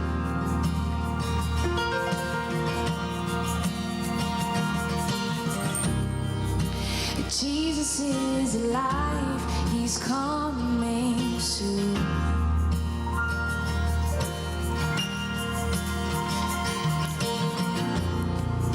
A loving one, and this city is yours. We give our lives and to make you known. Holy Spirit, come. Holy Spirit, come. A loving one, and these streets are yours, and every arm. Let your kingdom come. Let your kingdom come. And this is the time of our God. Spirit, come. Your love is alive, and you are bringing hearts to life. And everyone will declare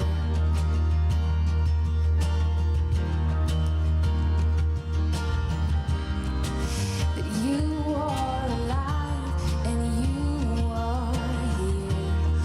Oh God, loving one, and this city is yours. We give our lives and to make you known. Holy Spirit, Holy Spirit, come. Loving one, and these streets are yours, and every heart will make you know. Holy Spirit, come. Holy Spirit, come.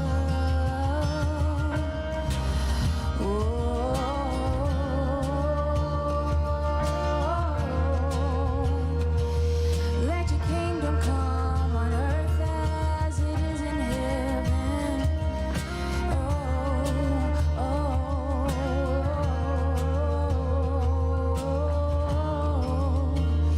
And as we're standing in your presence, thank you for an open heaven. Have your way, God. Heaven come down. Let your glory fill this city as our streets are filled with. Make the most of glorious summer with your picnic favorites. Made with love by Clover. Another feel-good production.